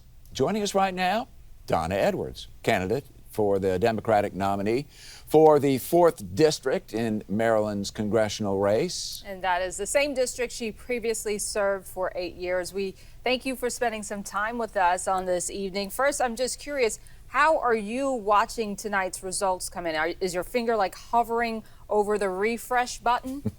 No, it's not at all. In fact, it's just celebrating with people who worked so hard throughout this campaign season. I think we have, a long way to go before all of the ballots are counted, and I'm looking forward to the result. Talk a little bit about the process, because that's what we've been asking the candidates here, because they're ultimately the ones who are sweating this whole process out right now. Everybody likes the idea of mail-in ballots. What they don't necessarily like, though, is this prohibition against counting them until 48 hours after the polls close, because whatever the vote count is up until that point is a nice number, but it may not ultimately be one that matters much. Well, I think, look, mail-in ballots are really convenient, I think, for voters. I mean, that's the way I cast my ballot, dropping it in a drop box.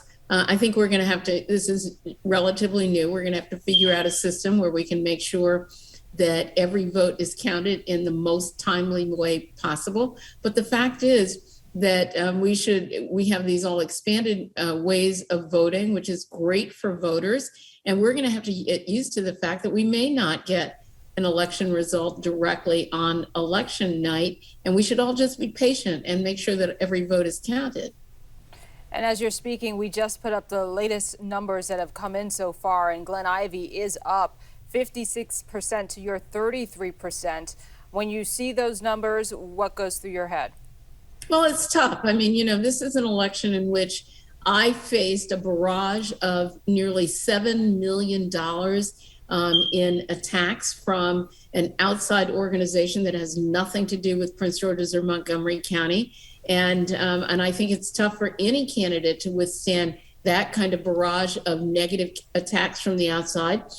Glen Ivy has obviously, benefited from that, but I'm going to wait until all the votes are counted and make sure that voters who cast their votes in the 4th Congressional District have their voices heard. But I think it's really shameful that this is the way an election has to be run and won on the, with a, $7 million spent against me. It's an extraordinary number. And I think it's daunting for voters to understand and withstand the impact of that without it having a negative influence on the race. How do you counter that when there is that disjointing of campaign funds, when you get targeted by seemingly never-ending stream of particularly television commercials?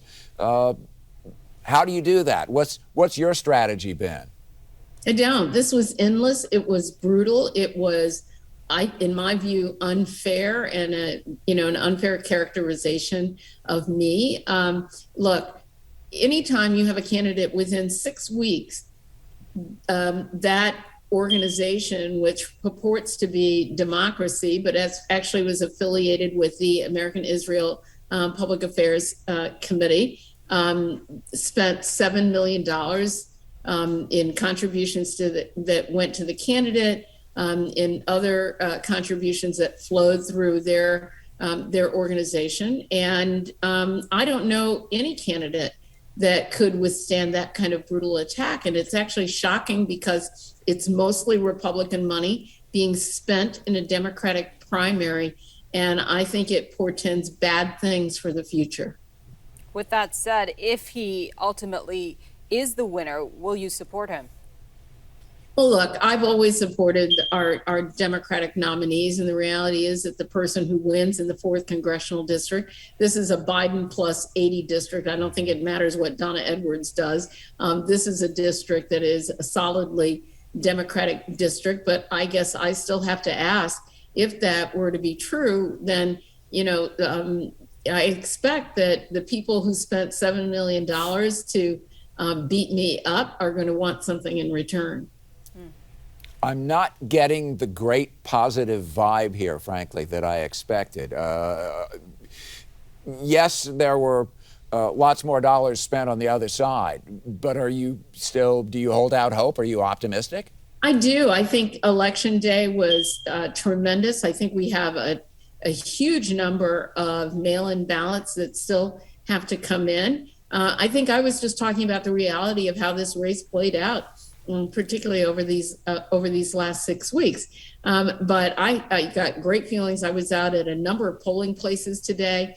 People were enthusiastic. They were ready to vote, and it felt good. And so, just because maybe a third of the vote has come in, 2/3 of the vote has not quite come in yet. And so I'm looking forward to today's vote coming in and seeing that, and then over the next couple of days, seeing what happens with that mail-in vote. I feel confident in the people of the 4th Congressional District, people who want to stay focused on jobs and opportunity and economic development and the future, on the future of education in our county, and the future of the way how we grow and develop, how we use the resources from the federal government to strengthen Prince George's and Montgomery counties.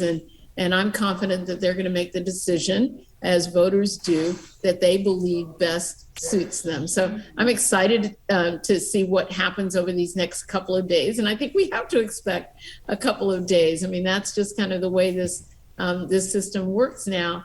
And I'm excited to have every single vote that has been cast to be counted. Well, Donna Edwards, the night is still young, so we will be watching closely, and we will circle back with you if anything changes with those numbers. We'll want to hear from you again. Great. Thanks so much. It's great to talk to you. Good luck tonight. Still ahead, we'll have more on the race to become Maryland's next governor. We'll be right back.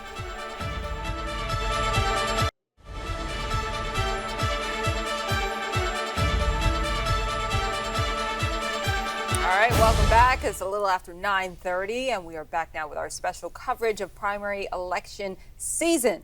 Not night, because night implies that we will be calling it a night and have results, but that's not the case. We do have, however, a big team of reporters covering the big races, and none more closely watched than the one that will decide the candidates for the state's next governor. Our Brad Bell live with the current state comptroller, Peter Francho's campaign. Brad? Yeah, so, there is some concern here. They were looking at these early voting numbers in some of the early precincts. They wanted it to be a little bit closer than it is. Westmore is showing something of a lead well before these mail-in ballots are connected. So I have with me now Delegate Darrell Barnes. Very well-connected politician in Prince George's County, been working hard for the Francho campaign. I just showed you some of these numbers. What are your thoughts? Listen, I think it's still extremely early. I am kind of excited that we are around that 17% right here in Prince George's County. I am concerned about the numbers around the state, especially in Baltimore City, Baltimore County. But once again, it's still early. I am an optimist, so we'll see how the numbers play out throughout the rest of the evening. I spoke to Mr. Francho earlier today. He said he's confident about the mail-in ballots, the drop box ballots. Why is that? Listen, I think the mail-in ballots will show that that favors us, because the numbers that have come in so far are ages 65 and above, and that has a tendency to go with Peter Francho. All right. Thank you very, very much. Mr. Francho has just walked into the room now. We're going to try to get him on camera. Mr. Barnes, excuse me. Thank you. Every vote was counted. We are optimistic that we are going to be, I'm going to be the next Democratic nominee for governor.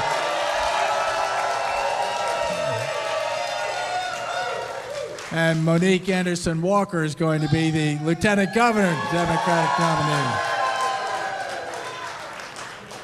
But I want to thank everybody for being here. Obviously, I owe a tremendous amount to each and every person in this room. And we are very, very early in the process. This is just a sliver of the votes that's coming in. We have 200,000 mail-in ballots. We have 200,000 today in-person ballots, none of which have really been reported. And I'm confident, at least from the folks that I interacted with out there, that everything is going to be much different once we get these votes tabulated. So thank you for this. I want to thank my wife, who's standing right here, 42 years. Give her a round of applause. And we'll be back to say some more words. I got to go and talk to my favorite friends in the press here for a while. But God bless each and every one of you. God bless the great state of Maryland. God bless all the voters in Maryland. God bless each of you and your families. It's been a wonderful, wonderful experience for me. And stay tuned. At the end of the day, we're going to see some movement here. Thank you all very much.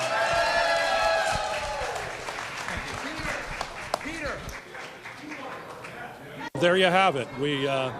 There you have it. We heard from the candidate himself. As we said before, it's an unusual election night where you don't usually see the candidates until the end, when they either concede or declare victory. But he's been in and out of the room a couple of times and took this moment to share some of his thoughts. I had an opportunity to speak to him and several of the other candidates yesterday. I spoke to Mr. Francho again today, and he was saying the same thing earlier today before we had any of these early votes in, and that they are really counting on these mail-in ballots. I don't know how big a gap they felt they could close. Here in Prince George's County, they felt they needed to get 16% of the vote. So far, they're trending that way or slightly better, as you heard Delegate Barnes say. But at this point, we just don't know how those mail-in ballots are going to go. In some of the closest races, they will certainly determine it. We're going to be here. We'll try to continue to bring you some guests, but you heard it from the candidate himself, so we'll send it back to you now. Brad, real quickly, I'm just looking at some analysis of the voting trends anyway, and again, very early. We cannot say that enough. Where Peter Francho seems to be doing pretty well right now is in the counties at the would be the eastern terminus of the Bay Bridges, right in around Queen Anne's County, around in there, sure, over toward Delaware. Sure. But that's about it. Where should he expect to draw a lot of votes? What's his center of support in your view? Well, you know, he's portrayed himself as the most moderate of the 9 current candidates in the race, and the most moderate among the top 3, sort of trying to ride a little bit of that Hogan popularity. So in those areas, you know, that's where you would expect to see some strength from him. Here in Prince George's County, as we said, he was looking to get about 16%. They were counting on the votes being split up and Westmore not being able to get a huge number.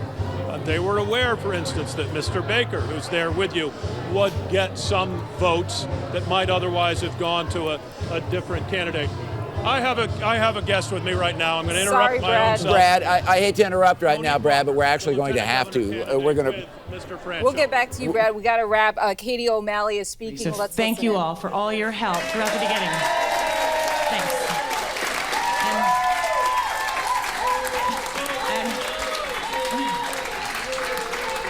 In a situation like that, get in Brad's ear. Don't.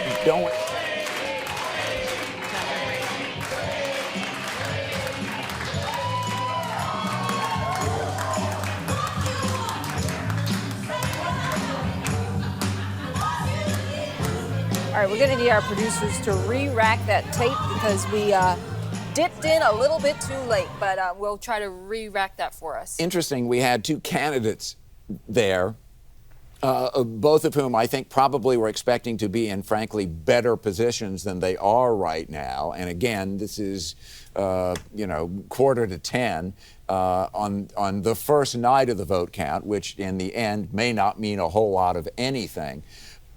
But you can see from the crowds at their campaign headquarters that there's a lot of nervousness, and there's the sort of gee, I wish we were doing better kind of approach, but it's going to be a long night sort of a thing. Well, it is going to be a long night, but this is where they are right now. And just to reset, because we missed most of that speech, Katie Curran O'Malley running for AG race earlier. We heard from Representative Brown, so we will work to get that sound so that we have her point of view for how the night is going in her eyes. As expected, Senator Chris Van Hollen won his primary race tonight. And he joins us now. Maryland Senator Chris Van Hollen, congratulations on a night that you can actually get some rest, unlike the other candidates. Right.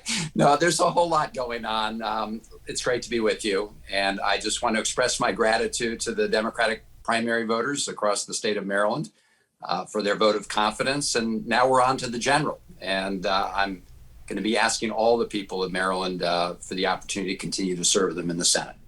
Senator, I've been asking this of everybody that we've talked to tonight, and I want to get your view on this. It's the Maryland process. And day of voting turns out to not be a particularly large number, but it's a primary. That very often is the case. A significant number of mail-in ballots were requested. We don't know how many got mailed back. But Maryland is the only state in the nation that forbids the vote count until, 48 hours after the election day itself, which seems it's an unwieldy at best situation. What's your view? I agree with you.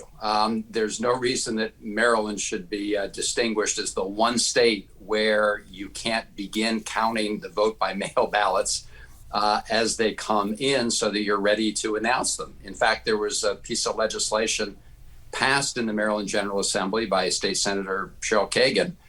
Governor Hogan vetoed it. That bill would have allowed the Board of Elections to begin counting so that we could get a full picture, probably later tonight or certainly by tomorrow, instead of the current situation where we're going to be waiting potentially, past, Thursday, Friday, Saturday, and in close races even longer.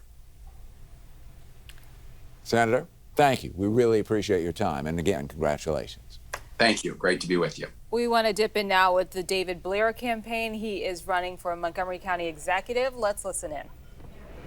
And so I share this story with you because of the deep responsibility that the county executive has, right?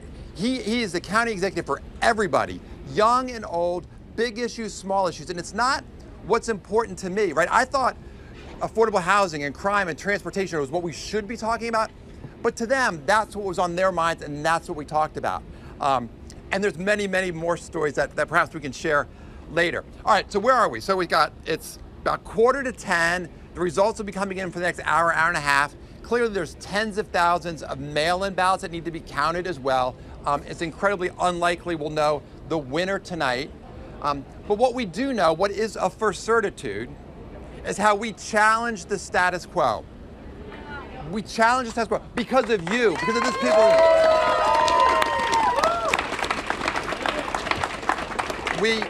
We pointed out the inequities in our schools, right? And we demanded that 100% of our kids that are graduating high school be college or career ready. We dared them to create a sense of urgency about climate change and acting more quickly. We challenged them about our public safety. And we said you can actually improve policing and keep your residents safe. And of course, we proposed numerous solutions on how we can move this economy forward. And we highlighted how it is a flourishing economy that pays for the services that we so deeply value. And that was because of all of you here. I don't know that I've ever been a part of a better team of campaign staff, volunteers, the many men and women and organizations that have endorsed us. And so I certainly feel a heartfelt gratitude to all of you. It would be virtually impossible to thank everybody tonight, but I hope that in the days and weeks ahead, I can reach out to you and thank you personally. But there is one person I do want to call out and thank, and that is my incredible wife, Michael.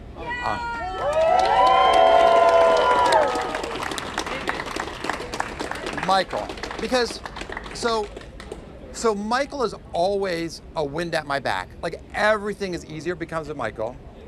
And what I love so much about her is when she knows I can be doing better, she kicks me in the back of the pants. And she pushes me and she challenges me.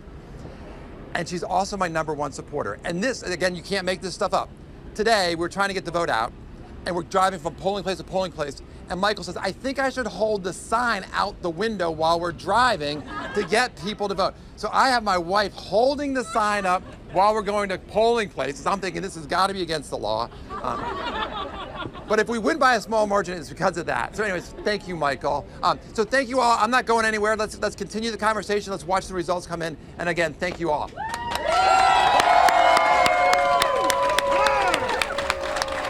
Not a celebration yet, but definitely a party going on. Yeah, Blair urging his supporters to pace yourself for the night. There is much more ahead. We're going to have much more ahead with our panel because there's a lot more to talk about in terms of the new names entering this race. And we just heard from one, but that might be a theme for the night. We're seeing a trend here? Yeah, I think you might be right about that. In the meantime, we're going to show you some of the numbers we've got as we head off to break. We'll be right back.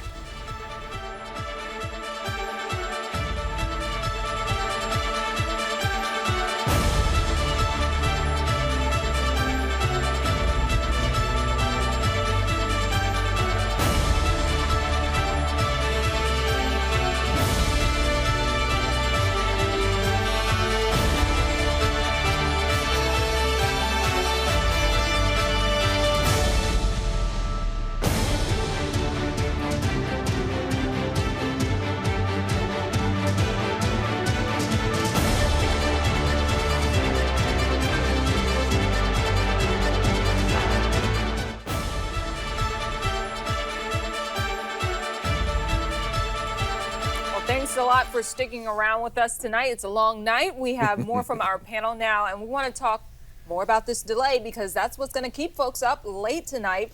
Welcome back, our panel. Let's start with Rashern. What do you make of how this evening is unfolding so far? Well, I think there's going to be some very nervous candidates out there because of the delay.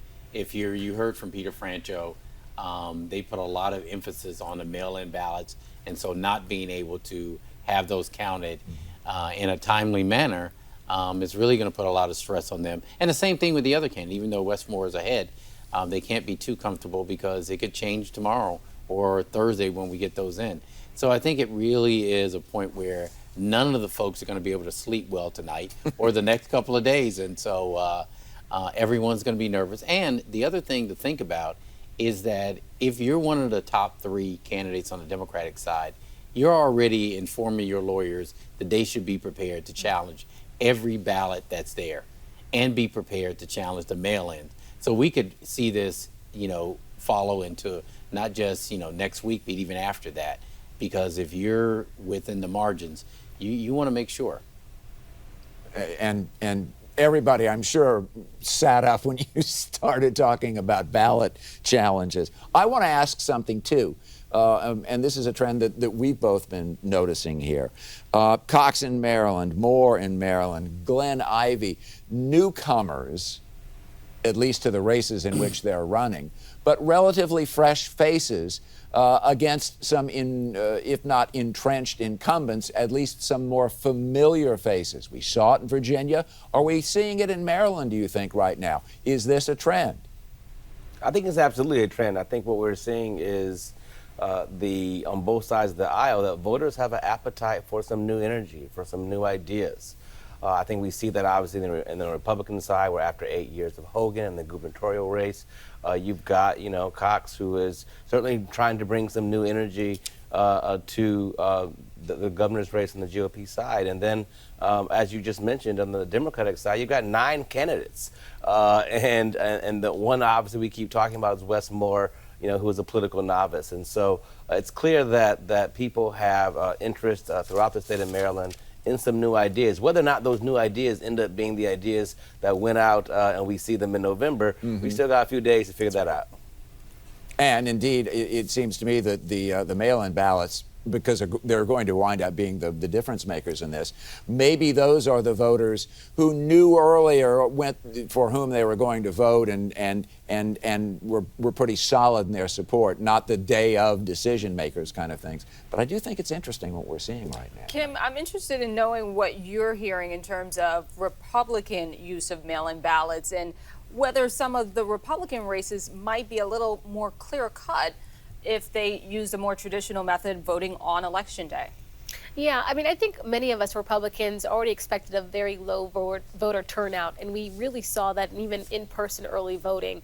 And so when you think about the mail-in ballots, as you stated there, you know, most Republicans like to vote in person. Mm-hmm. And so I think if we would have saw large numbers, it would have been an early in-person voting. Of course, we're going to continue to wait to see what we see today. But typically, Republicans do not do the mail-in ballot process.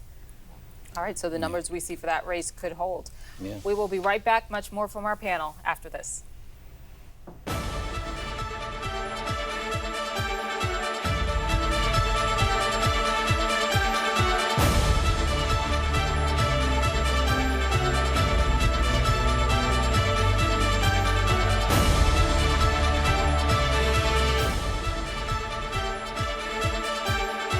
This is a 7 News Your Voice, Your Vote special, Maryland's primary night.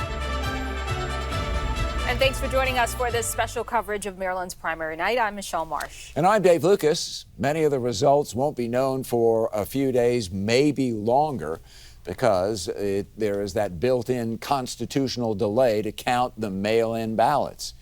But we do have some numbers that we have been able to show you around here. And in the Attorney General's race, earlier we heard very briefly from Katie O'Malley, and she was urging her supporters to be patient, but patience, again, with just 20% of the vote reporting right now, that might be harder to summon. So we're watching a number of these races, but that's one where you start to see a fairly significant difference between the candidates. And a couple of the races we want to show you, Montgomery County executive race. This is just 15% reporting, but at the moment, David Blair ahead. The big one at the top of the ticket for the Democrats, Wes Moore, Tom Perez, and Peter Franchot. They were expected to be the big three, maybe not necessarily in this order.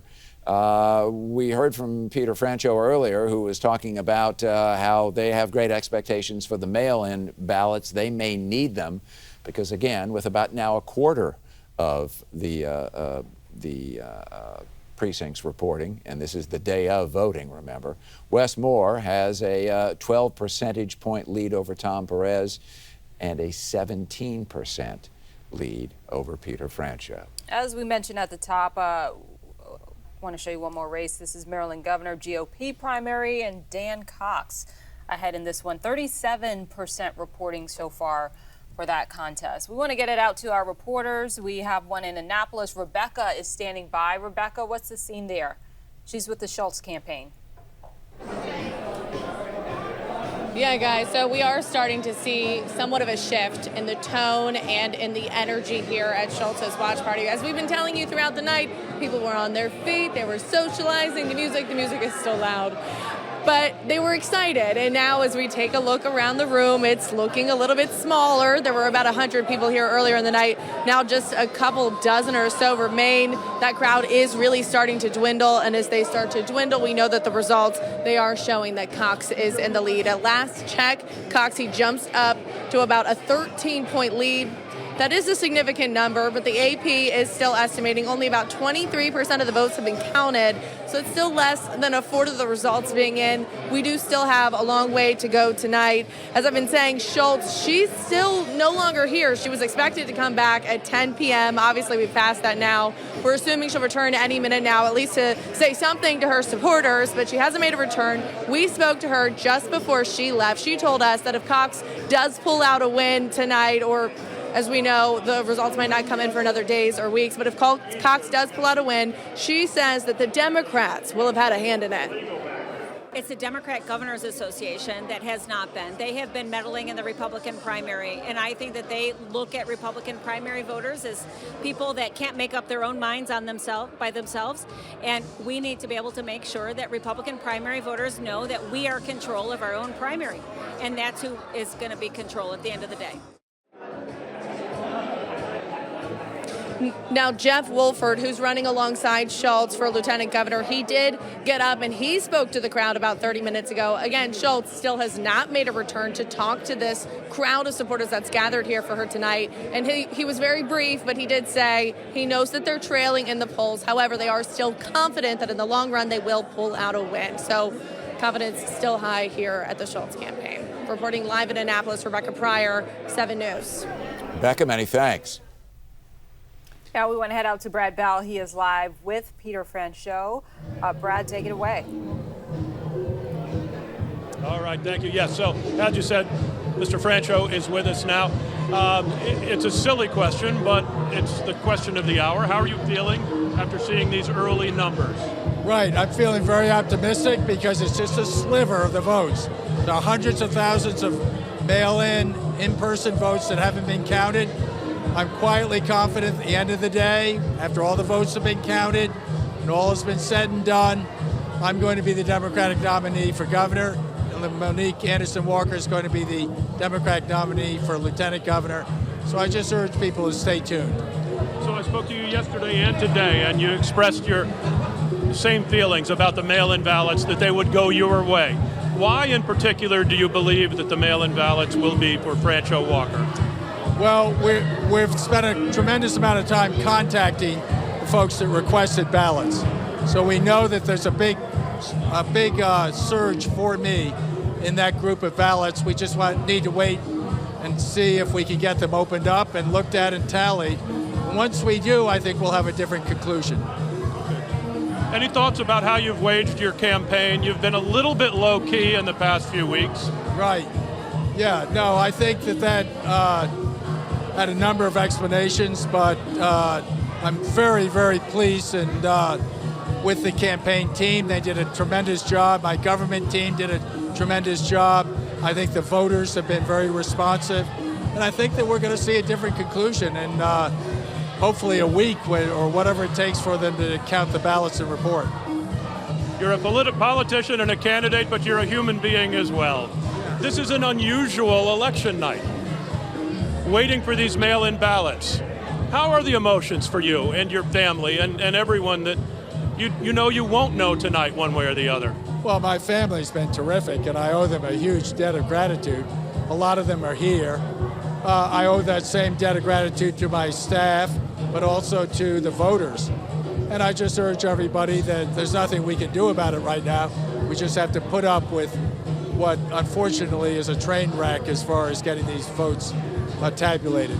So yeah, I wish it could all be resolved tonight, but I also wish that it can be resolved in a week with a different result than you're seeing tonight. Thank you. What are the differences between you and the other candidates? I mean, the voting is over with now, but why you? Well, because I've been the comptroller for 16 years. Everyone talks about their ideas. I've actually implemented things like the gas tax holiday, like moving the tax date from April to July, which is basically an interest-free, penalty-free loan, over $1 billion to Maryland small businesses and families. I've done those forms of relief that the public is desperately looking for, because they can't afford to have government just sit back and say, no, we're not going to do anything as the price of gasoline goes up, the price of groceries goes up, the price of rent goes up, the price of medicine goes up. Everything is going up at a record pace. We're probably going into a recession, and I think people see me as someone that can navigate that. Thank you very much. On that cheerful thought. Yeah, well, we appreciate your time. Thanks, Brad. All right. Thank you. Well, there he is. He's putting a smile on his face. He's remaining optimistic. We've been saying all along we won't know tonight, and I think that remains true. All of those mail-in ballots are out there, mostly on the Democratic side. 500,000, only about 80,000 of them are Republican. So he's out, he's about, talking to people, and remaining optimistic. Send it back to you. Brad, thanks. Tom Rousey standing by in Bethesda with the Perez campaign. And it might be a similar situation there to what we just saw. Tom, what's the latest? Well, let me get out of the way and show you what the mood is here. A lot of folks waiting. You've seen in our previous stories, some candidates have already spoken. You saw Brad interviewing Peter Franchot there. We have not seen Tom Perez at this party here in downtown Bethesda yet. A campaign aide just got up and said to the crowd, he will come out and speak tonight, but right now he's waiting till he gets a, quote, clearer picture of the election results. Here's what gives them a lot of hope at this point. As you've been seeing throughout the night, they've been in second place. Well, Montgomery County, I'm told by the campaign, is traditionally a spot where vote results come in somewhat slow. And they say even for Montgomery County, they're coming in slow tonight. But so far, Tom Perez is up big with the votes that have come in Montgomery County. Of course, if you know Montgomery County, it's a very Democratic county. There are a lot of Democratic votes here. So what they're pinning their hopes on is when more votes are counted in Montgomery County, you will have a situation where they will suddenly be doing a lot better and they will gain votes here. Of course, Tom Perez lives in this county. He's lived in Tacoma Park for a long time. Even when he was Secretary of Labor, he commuted from Tacoma Park by bike, I am told, to the Department of Labor. So he's pinning a lot of hopes on Montgomery County, but they're also keeping a close eye on Prince George's County and Baltimore City and Baltimore County as well. So again, Tom Perez coming out at some point, but he has not come out yet to his election night party here on a rooftop in downtown Bethesda on a beautiful night. Reporting live in Bethesda, Tom Rousey, 7 News. All right, Tom, thank you. And just to put a little finer point, particularly on what Tom was saying right there, is that yes, in fact, I beg your pardon, Tom Perez has about a 5,000 vote lead in Montgomery County. But he's also trailing right now by about 23,000 votes statewide. So it is a big margin that he would have to overcome. And again, all having to do with those mail-in ballots. Yeah, and with so many outstanding, hundreds of thousands potentially, that could be easily overcome. So it's just so hard to draw anything from these tea leaves where we're trying to see trends and it's really patterns. hard to suss anything out of all this. All right, but let's talk about Wes Moore. And, you know, he had some heavy-hitting endorsements from folks like Oprah Winfrey in one of his ads. We want to bring back in our panel. Dr. Ravi, what do you suspect an endorsement like that could mean in such a competitive race like this? Well, I think it's clear that, one, you notice that the Democratic Party is somewhat split. Obviously, there's 9 candidates across the spread, so that's not surprising. But, you know, you have in Wes Moore, being endorsed by Nancy Pelosi. You have Tom Perez, by Steny Hoyer. And so, you know, there's a separation there. And I think what you see in Wes Moore's endorsement from Oprah was that people see perhaps him as a new, fresh face, but also as someone who could perhaps relate to suburban voters. You know, Oprah is known for really being effective at connecting with suburban women in particular. And if Democrats intend to win in November, that will be important. But it does seem as though the celebrity of Oprah and perhaps her starting her TV career in Baltimore might have played a role in Wes Moore beating perhaps Tom Perez, but it seems as though we have too little votes that we have seen as of yet to really make that conclusion tonight. Kim, what do you make of voters possibly connecting to his biography, which just coincidentally had been a point of contention and under great scrutiny during this race? Yeah, so, you know, in Baltimore, where you know I'm based, a lot of people were talking about his book and talking about the fact that some things didn't seem very factual in it. But I think at the end of the day, a lot of people did not weigh that so heavily, right? This is Wes Moore, love him or hate him.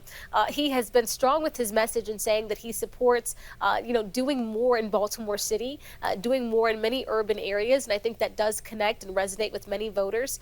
But you know what? It's going to take I'm sure, some time to see what the results are. My only concern really is, when it comes to both the Democrat and the Republican primaries, by the time these votes are tabulated, that only gives a small and a short window for all of the candidates running towards the general. So there's going to be a lot of candidates that win their races that will have to win over independents and the other side very quickly. And I don't know how well that they're going to be able to do that, especially if this isn't counted until mid-August. I mean, think about it. November 8th is right around the corner. And it's not just a question of solidifying the base. It is a question of raising money, because then it's going to be the real expensive part of the campaign. When it is the Republican versus the Democrat, that's when the television time is going to start to get expensive. That's when the ground troops, the folks who are working door to door, that kind of a thing, all those campaign expenses really begin to mount up, and it's a short period of time in which to raise the money that it's necessary to get that done. Yeah, and Dr. Perry, I would think that would mean you have to have already a well-established ground game in order for all of those pieces to fall in place. Yes, you do have to have a well-established ground game, and it's really hard if you don't have that to then generate the donor connections and generate the volunteers to make the phone calls to those donor connections, and then to actually get the donations in and then to be able to spend it. That takes weeks and weeks. And so the more that we are delaying the official certification of the results, then it's going to be very difficult. It's going to be pinch time for the candidates that do in fact win. But hey, if you're running for public office in the free state of Maryland, you should have your arms, ready to fight and battle. The election season is upon us, and we won't really know what Maryland voters really think until November. Something about keeping your powder dry until it really matters, and that it's the general election that is that. Let's, just for the sake of the argument right now, talk about a Dan Cox-Wes Moore race. Not that that's what it's going to be, but just based on what we know right now, it would be. Purely hypothetical. I think there are a lot of folks who would be anxious to see how something like that plays out, because you have, first of all, sort of a difference in style, not even to mention the message there. I think it promises to be sort of an interesting, if in fact that's how it shakes out, campaign. Yeah, absolutely. I mean, I know we're not going to call anything tonight, I get that. But, when it comes to Dan Cox and Kelly Schultz, if you think about it, I think they said maybe 80,000 mail-in ballots went to Republicans. And you see Dan Cox has a significant lead already over Kelly Schultz. So this is interesting for sure. But at the same time, I think there are different messages. And it does depend on, in my opinion, the kitchen table topics, right? You hear Wes Moore talk a lot about climate change and things like that, which is fine, but there are a lot of people talking about the high gas prices. Yeah. There are people talking about the supply chain issues. And so I think Dan Cox has that messaging locked down. People are also talking about race, obviously, and crime-related issues in urban communities, which Wes Moore has been very much centralizing much of his message on. And if he is going to be the Democratic nominee and he's running against Dan Cox, race is going to be central to this gubernatorial campaign, not only because, of course, Wes Moore will be the first African-American Democratic gubernatorial nominee and presumable foe of, obviously, Dan Cox, but also because Dan Cox has taken the position of being a pro-Trumper. And that is someone who agrees with Stop the Steal, with Let's Go Brandon, and all of the rhetoric that the FBI and bipartisan Senate Intelligence Committee has labeled as the greatest threat to American democracy, white, homegrown domestic terrorism. And if Dan Cox wants to side with that, then I think Wes Moore is going to have a great opportunity to offer a different message. Well, I have to push back on that just a little bit. I myself am a Trump supporter. I was endorsed by President Trump in my 2020 campaign, and because of that, we were able to raise over $8 million, and we got a lot of attention nationwide. I think that's what it comes down to. President Trump still has a huge base,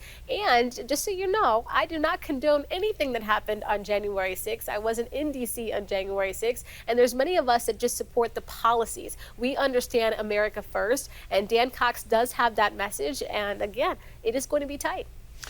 You raised the issue, though. Dan Cox does have a closeness to the January 6th campaign, and if, again, all of this is, we're just sort of wargaming this, he does have a potential problem there with bussing in a lot of the the protesters, and at one point, it is reported, called the vice president a traitor. So it's one of those, it plays out fine in a primary. It's the general election that would be interesting to see how all this works out. Well, it will be interesting, but I think, we would be silly to think that we don't kind of live in this political arena bubble, right? I mean, we saw how many people actually tuned in to the January 6th committee hearings. It wasn't many. I don't think it's on top of the list for people. Like I said, I think it's kitchen table topics, and when you're paying $5 a gallon for gas, and you know that Democrats were not about, extending the gas tax holiday, I think people are going to try to consider maybe possibly a Republican. Yeah, I would just argue that I think that it's important to recognize that, one, the January 6 hearings are not yet over.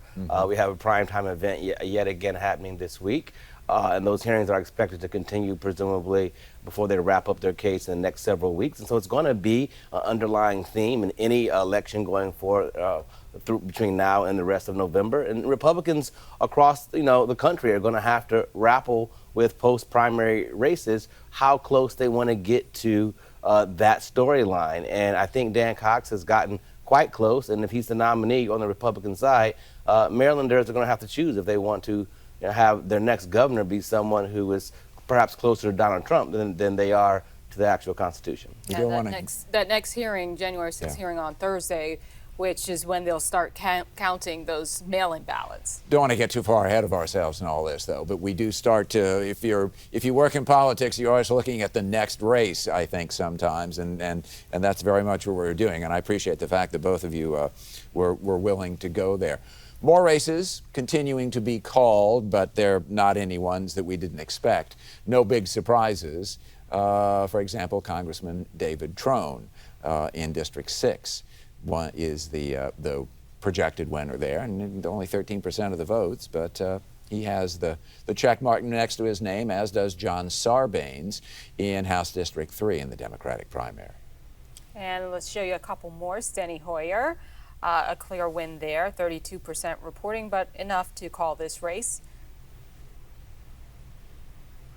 And Chris Palumbi in the GOP primary in District 5. So we're setting up a November confrontation there. And Neil Parrott ahead with 37% reporting. And Kwesi Mfume in District 7. Jamie Raskin there, 21% reporting there. One of the things about House districts is that it is usually very difficult to oust an incumbent, and we see that in those races there where the opposition, either from within the party or on the other side, is, well, it's not token by any stretch of the imagination, but it's not perhaps as fulsome a campaign as we're going to see waged for, so let's say, governor. After the break, we're going to get an update on the Maryland Attorney General's race. First, though, we'll look at some of the numbers coming in those state races. Be right back.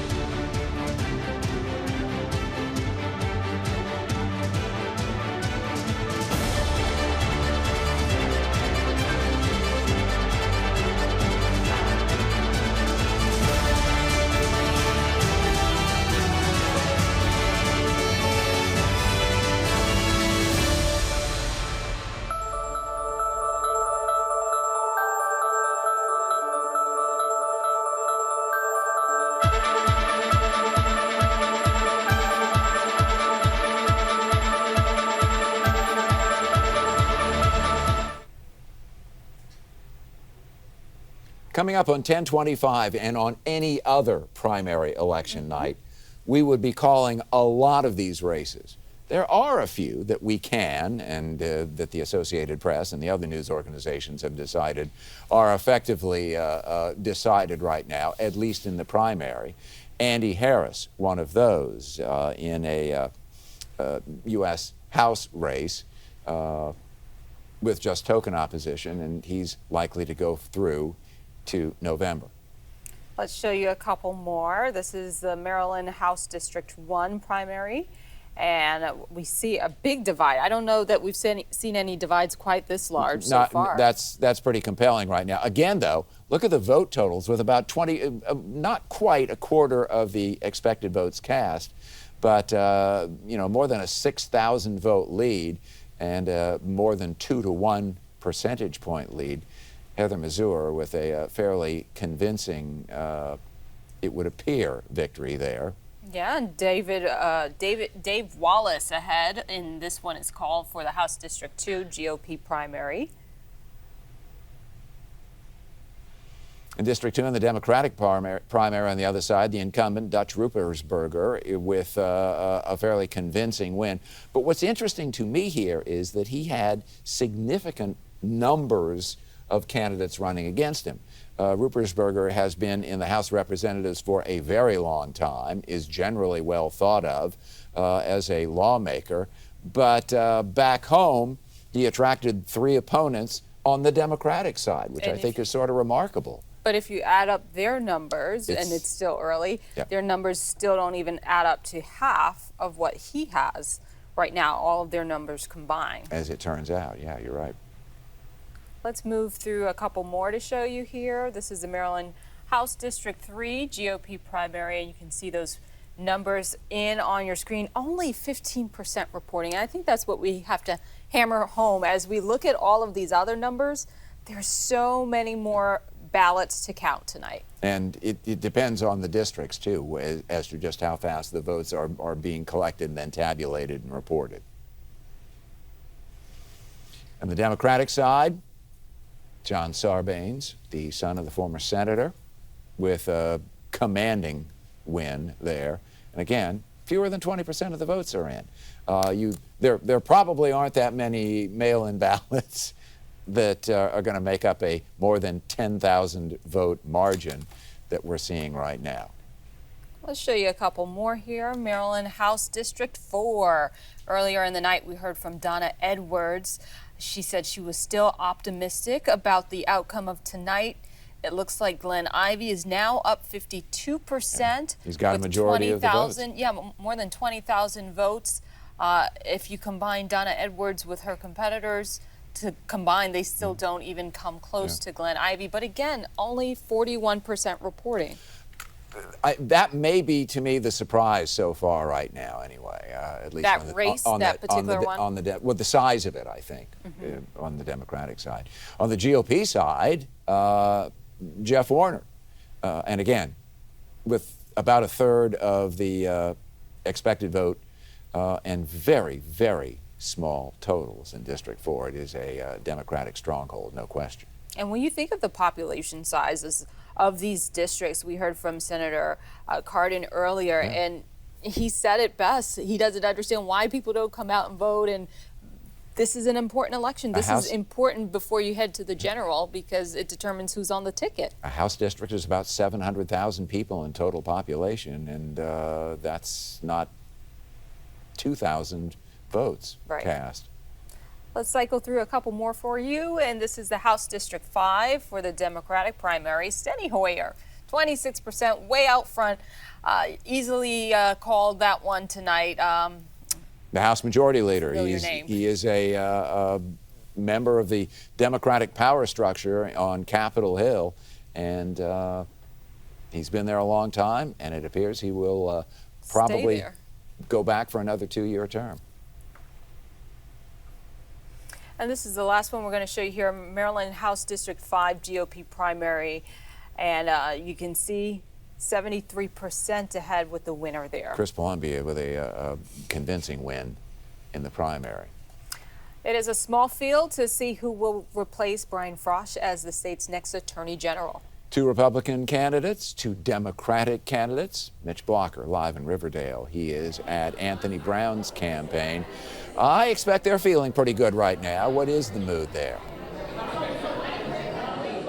You know, Dave and Michelle, they're pretty good mood. The party continues. Normally this bar and restaurant, this brewery, closes a half hour ago, but the party continues at Anthony Brown's watch party. He's been continuing to watch the results on 24/7 and 7 News as they come in, and it looks good so far for him. The early results show about 60% of the vote going for three-term Congressman Anthony Brown, but again, it's early.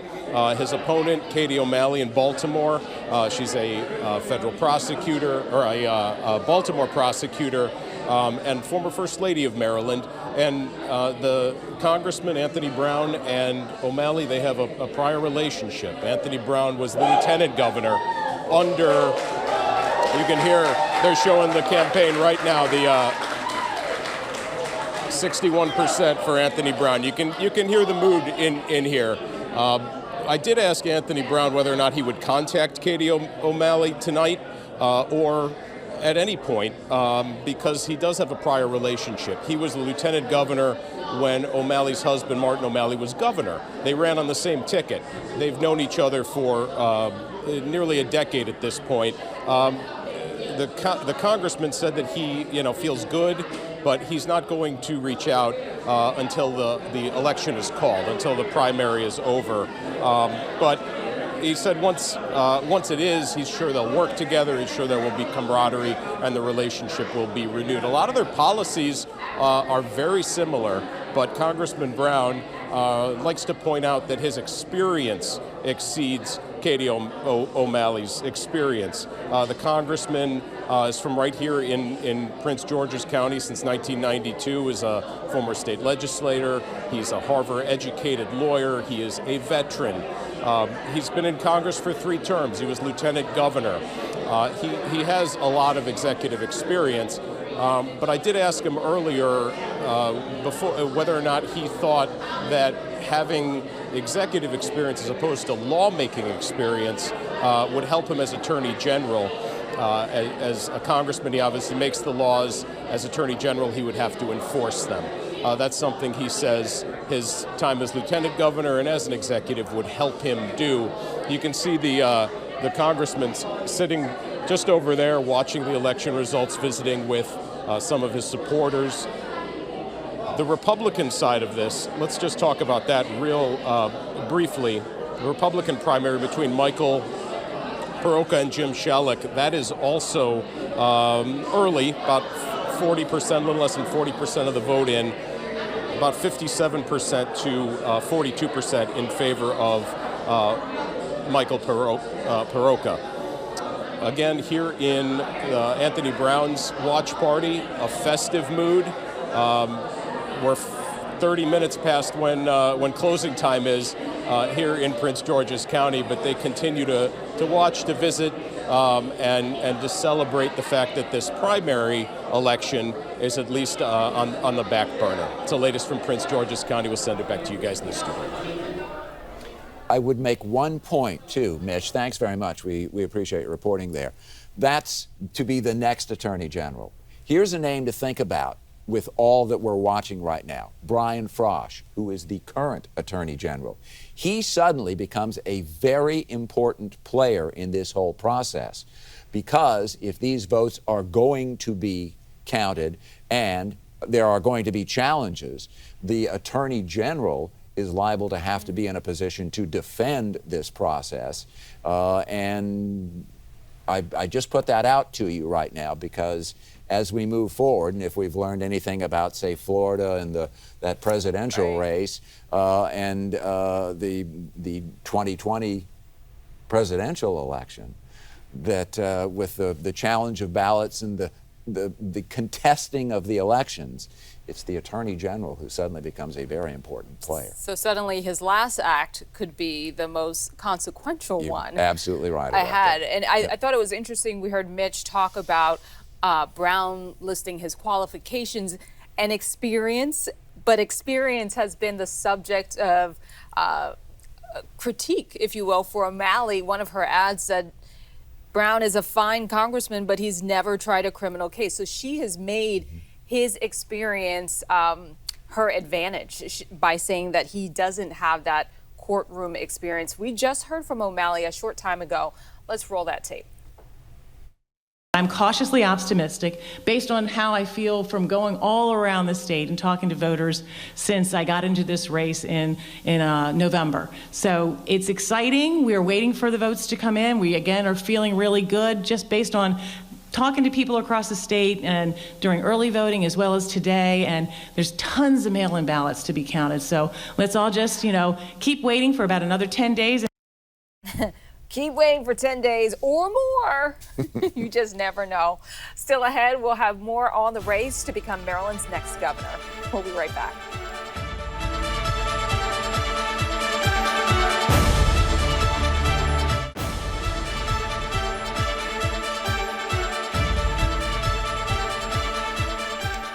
Montgomery County Executive Mark Elrich vying for a second term, now speaking. Let's listen in.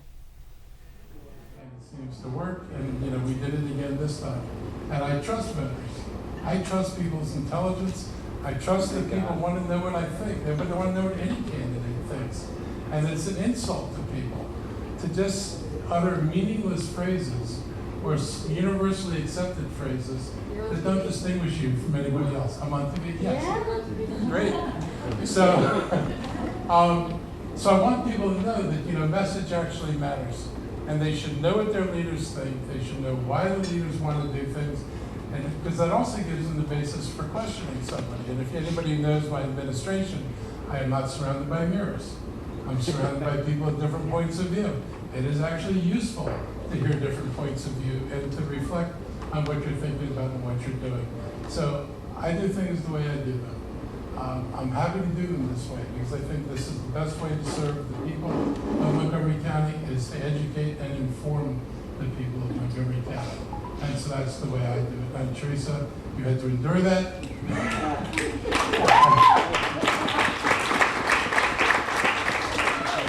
I appreciate your conventional wisdom on many of these things and my ability to override it occasionally. But I think it's worked out for us, and I'm really happy about where we are. So hang out, drink. Mark Elrich speaking tonight. And I would caution here, because we've been talking about close races and small vote totals. This may be the closest race that we're seeing tonight. The latest vote total, and again, this is just about 17% of the votes that have been totaled. David Blair has 40.3%, Mark Elrich has 37.1%, and Hans Reamer has almost 21%, so it's still relatively close. We want to cycle back to the big race, the race for governor, with our Brad Bell. He's at the Peter Franchot camp. Brad, what do you have? Yeah, well, what's happening now, the room has thinned out a little bit, but Mr. Franchot's spokesperson just came and said that he is about to make remarks. So he has now re-entered the room. He's been mingling, shaking hands, smiling, chatting with people, and he's about to go up to the podium and make some remarks. As we've been saying, they're not pleased with the early returns coming in, showing him actually in third place, behind Wes Moore and Tom Perez, but he's still expressing confidence that the mail-in ballots will make a difference. He's trying to make it to the podium, but he's got a lot of people now swarming him, trying to slow him down. He's been very optimistic over the last couple of days with regard to these mail-in ballots. We keep saying it, something of a broken record, but I guarantee that's what he's going to talk about when he gets up to the podium. This is a man who's been in politics for a very long time. He's a delegate from Montgomery County, and then unseated, very, very popular William Donald Schaefer, former mayor of Baltimore, former governor, who was comptroller. Mr. Franchot ran against him and unseated him, and he's always described himself as something of an outsider. Mr. Schaefer was a very popular person. I'm going to go ahead and step aside now. Gone up to the podium is Delegate Darrell Barnes, who's led the effort here in Prince George's County for Mr. Franchot, and he'll be introducing Mr. Franchot. Just one more time. Play that song again.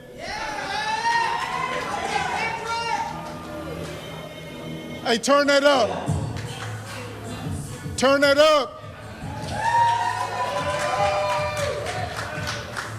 Hey, cut. Listen, For those that do not know me, my name is Delegate Darrell Barnes, and I am here to support the Peter Franchot and Monique Anderson Walker team. The numbers are still coming in, but I dare do I say we're going to kick some ass by the time it's all over and done with. Let me just say that all of you all have put in some hard work. All of you all have done your part. Now we're just waiting for the numbers to come in, but dare do I say, we got two of the baddest people in the state of Maryland, and Peter Franchot and Monique Anderson Walker. As the chairman of the Black Caucus, I've always said that I wanted to go with somebody that was bold and courageous, that's willing to fight for us when we start looking at the issues of education and transportation and the economy, and dare do I say the environment. And when you start putting that all together, damn it, it's Peter Franchot and Monique Anderson Walker.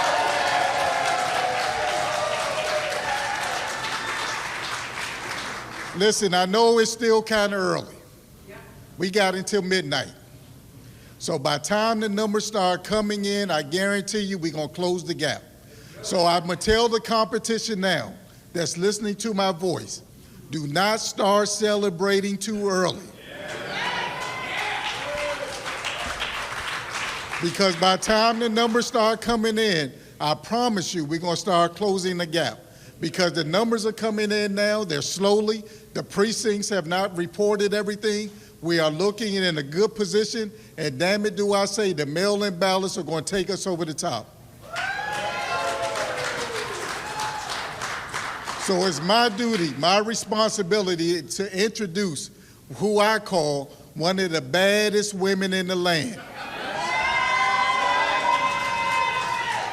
When I say one of the baddest women in the land, listen, when you start talking about making sure that redlining and transportation, and dare do I say education, not only in Prince George's County, but throughout the state of Maryland.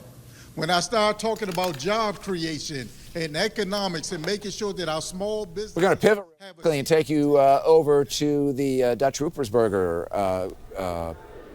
or beg your pardon, Westmore campaign, and that is Congressman Ruppersberger, who is right now making an introduction. We transitioned from the Franchot campaign over to the Westmore campaign, and right now there's about a 45,000 vote difference between those two candidates. That may not mean anything when they count all of the mail-in ballots, but right now that's a fairly significant, it's about 3 out of every 8 votes that have been cast were for Westmore, and for Peter Franchot, it's only about 2 out of every 10 votes. Yeah, and we heard from the last speaker urge not to celebrate too early. I don't think anyone is ready to bring out the party favors just yet, because this is going to be a long finish, not a sprint, a marathon here. Do we have our Riel Creighton standing by? She is at the Westmore campaign. We haven't heard from Westmore just yet. Is he in the room? Is he going to speak soon? He is not in the room. It's been a very loud room in here, but so far we haven't seen a sign of Westmore. According to one of his campaign spokespeople, Westmore is in the area. As a matter of fact, they're telling us that he's outside, that he's expected to make an appearance here imminently, but we're still awaiting that, and it's been a little while, about 10 minutes or so. Right now they have other speakers on stage who include other politicians, Cheryl Bost with education. The mood in this room has been absolutely jubilant. There's been loud music playing. A lot of Westmore supporters telling us this is what they were expecting, the results that you're seeing coming in now, that they were expecting a strong showing tonight. In fact, his campaign had told us while they were not zeroing in on any specific areas, one person who is closely tied to the campaign and is a longtime supporter of Westmore told us that he had been watching the results. They expected him to do well in Baltimore City. They expected him to do well in Baltimore County. But they believe if he starts taking votes away from Peter Franchot in Montgomery County, they believe that could seal the deal. We also heard something very similar from a Baltimore City Councilman, Robert Stokes, who told us that if Westmore wins these 3 big counties, or can win 3 big counties in the state, They believe that those mail-in ballots that we've talked so much about, which have not begun to be counted yet, will only reaffirm what they are already seeing here tonight. So a lot of excitement, a lot of confidence in this room that Wes Moore is already an early leader in this race for governor, in this race for the Democratic primary. Again, we're still awaiting Wes Moore. We've been looking at the door all night long. Of course, as soon as he comes, we will bring that to you live. Ria, I just want to ask you a quick question before we let you go. Of course, people who show up to these watch parties are expecting the night to go their way, but is Wes Moore overperforming, exceeding the expectations of the people in that room? You know, from talking to the supporters in this room, I can tell you to a person, nobody doubted that this is what they would see. I think it is surprising a lot of other people outside of this room, but so far for his supporters in this room, they said this is what they were expecting tonight. I think probably very few people outside of here were expecting to see those results, that he's consistently stayed with a pretty strong lead as those numbers have come in. Interesting perspective from inside the room. We want to go outside the room. And thanks very much, by the way, for setting the stage for us right now. Rashern Baker is still with us, and I want to bring in Rashern. Right now, Rashern, I'm interested in looking at the raw vote numbers. And again, it's awfully early, and frankly, in the end, may not be quite that compelling. But right now, Wes Moore has about a 20,000 vote lead in Prince George's County and about a 6,000 vote lead in Baltimore County. And overall, it's close to a 50,000 vote lead over Peter Franchot. It's less of a margin over Tom Perez, but I think Wes Moore right now may be the story of the night just in terms of how he's performing. What do you think? No, I think their camp is feeling very good about where they are. I don't think anybody outside of the camp expected him to be this far ahead, you know, without the mail-in ballots being counted. I think is showing in Prince George's County, which is a strong one for him. Certainly, he is in a great position right now, and I think they feel good about where they are. And I think the other two candidates are saying that, you know, given the number of votes that are still out there with the mail-in ballots that haven't been counted, if you're Tom Perez and you're Peter Franchot, you're holding on to that. But certainly, I think of the three, Wes probably will sleep the best tonight. Rashern, as someone who has held office, I'm just wondering if you could take us behind the curtain. We haven't heard from Wes Moore, so what's likely playing out behind the scenes as they decide when is the right time to come out and, you know, even if it's just a rally speech to your supporters, how do you pinpoint when's the best time to do that? What do you believe they're calculating right now? So a lot of times during these periods, what you try to do is wait for the other candidates to come out. Certainly Peter has already spoken. If you're in the West camp, you're waiting to see if what Tom Perez says. And then you want to come out because he's the person in the lead right now. So you kind of wait. It is that jockeying that does go on that, hey, I'm in the lead. I want to see what they say. And then that way you can temper your remarks to what they've said. You know, everyone's going to say it's not over yet. But certainly if you're West, you want two things. One, you want to see what everyone else has said. And two, if you're the last person speaking at the night, then you're really getting your voters and your supporters, you know, really enthusiastic about what's going to happen when the other ballots are opening up. So I think for him is people will be exuberant when he comes out there. That's what he wants, and that's probably why. And I think your calculations is precisely right because we have Tom Perez about to speak. So let's listen in, and maybe Wes Moore will be next. Let's go to Tom. I just want to start out by saying, folks, thank you for all you have done and will continue to do in the weeks ahead. I am so thankful. And I have to start out by saying a special thanks to my wife, Anne Marie, right here, to my kids, Amalia, Susanna, and Rafa. I want to say a special thanks to Raymond and Ray, Shannon's husband and daughter, kicking butt. Thank you so much, folks. It is so humbling to look out at this, to see all of you during this remarkably exhilarating, sometimes exhausting, but always so impactful journey that we are on. And I wanted to just tell you what we know, folks. And again, point number one, we know we've got the best volunteer corps around. We've got the best team around. I want to say thank you to Team Tom, Team Shannon, because our team has been working their tails off. Folks, what we know, I want to make sure you know what I know. There have been about 258,000 votes counted. We expect about 600,000 votes. I went to law school because I was bad at math. There's a lot of votes left to be counted. I did a lot of voting rights work. And I know that we don't rest until every eligible vote gets cast and counted. We also know, here's what else we know, about 40% of Election Day has not yet been tallied. And here's another fact about that 40% that hasn't been tallied. A lion's share of that 40% is right here in Montgomery County. And folks, here's another thing we know about Montgomery County and what's come in so far. We're ahead by a 2-to-1 margin here in Montgomery County. And Montgomery County has a mother load of votes yet to be counted. If you look at the New York Times right now, over 100,000 ballots have yet to be counted, is their expectation here in Montgomery County. And we continue to be ahead by a 2-to-1 margin here. That's a lot of votes, folks. Again, I went to law school because I was bad at math.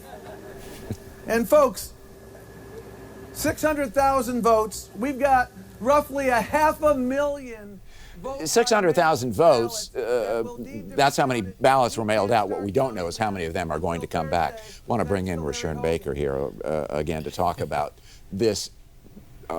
He talked about Montgomery County, and that I think is where Tom Perez really was sort of basing his whole approach on. He's doing very well there, but with a little more than a quarter of the votes cast, he's got about a 9,000 vote lead. You need more help in some of the other places, and right now it doesn't seem that he's getting what Wes Moore is getting. No, I mean, he needs a lot out of Montgomery County. His campaign was depending on him to win it by about 20%. That doesn't look like it's going to happen. If you look at the other two candidates that are in there, one thing that Wes is getting support from across the state. The other thing that I think Peter Francho has put his hat on is the fact that he is winning across, in areas outside of the big four, outside of Baltimore City, Baltimore County, Prince George's County, Montgomery County. So there is the potential that he's going to pick up votes outside of there. So I think, if you ask me tonight, like I said, I think Wes sleeps the best. Probably second one is if you're Peter, you're calling people and making sure that in the Eastern Shore and Western Maryland that you're counting how many ballots are there, and in Baltimore County and some of the more conservative areas of Baltimore County. If you're Tom, you're hoping that, like he said, that Montgomery County, all of those outstanding votes are going to go to you, and you need a big, huge turnout there. So I suspect we will hear something from Wes that's a little different than the other two. He's going to be more upbeat. He's going to, basically almost give not a victory speech, but say, hey, we're almost there. It's just a few more days, and we know where we're going. I think he'll be more upbeat than the other two. Well, Rashern Baker, just want to thank you for spending the night with us. It's been a long night, and you've helped us with your perspective, so thank you for being here. Thank you for having me here and giving me somewhere to go on election night. Your numbers were going up too, by the way. I think you got a job if you want one. I expect a phone call. Thank you so much again. It's good to see you again. Great job. All right, the story that we will continue to cover for the next several days, if not weeks, Dave. Anyway, the vote count, because it continues and will be contested. You can bet on that. We'll update all the numbers, have more live reports over on 7 News at 11. We hope you'll join us. Thanks for watching.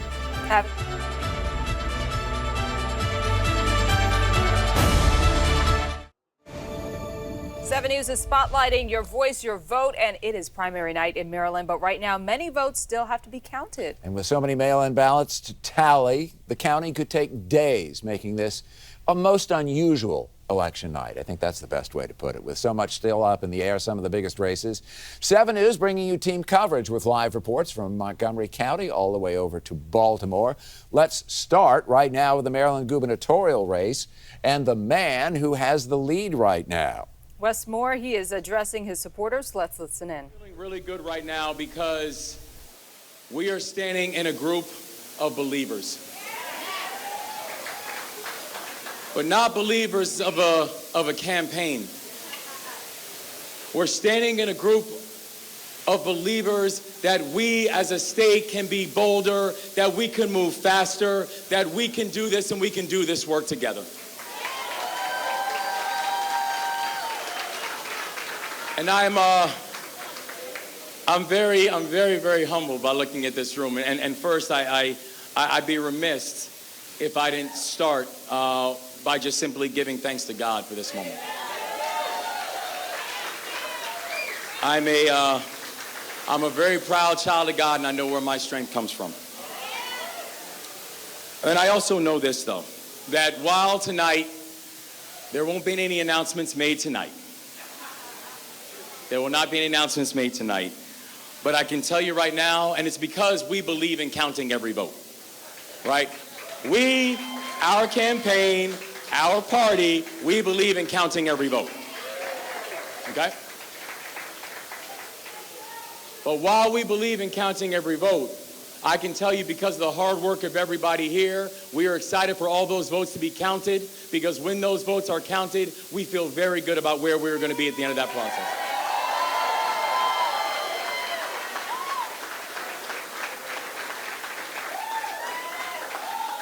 And I think about this in context where, we were actually in this room about a year ago, right? It wasn't this full, to be clear. But we were in this room about a year ago, almost as full. But we were here about a year ago, and we knew that when we were starting this journey about a year ago, that it was starting as a thesis. It was starting as an idea. It was starting as simply just an idea that we knew that we could actually lead with love. It started with an idea that we knew that we could build a state, but build a state that was going to be inclusive, that was going to be energetic, that was going to be unapologetically bold, and that was going to be equitable. And that all of those things do not have to be competing ideas. But it still started with a basic idea and a thesis. That we could actually escape the natural divisiveness of politics. That we did not have to give in to the natural tensions and the things that politics oftentimes devolves into. And that these are things that were not just frustrating about politics, but we knew did not have to be permanent about the politics that we lived in. That we could right now, Wes Moore has about a 30,000 vote lead over Tom Perez and a 50,000 vote lead over Peter Franchot, and these are with the numbers that we have right now. Our Brad Bell is standing by right now at Franchot campaign headquarters, and he's been speaking to the candidate there. Brad. Yeah, Dave, so they actually turned the music down just a minute ago so that they could listen to Wes Moore give that speech in Baltimore. The numbers are not what they were hoping for here. They were prepared not to be in the lead after early voting, after Election Day voting, but they expected it to be much closer. Even so, we've heard from candidate Franchot a number of times tonight. He gave a final speech a few minutes ago before he left the room. His message essentially is, it is still early. They are counting on these 500,000 mail-in ballots that are still out here. Here's what he had to say. We've spent a tremendous amount of time contacting the folks that requested ballots.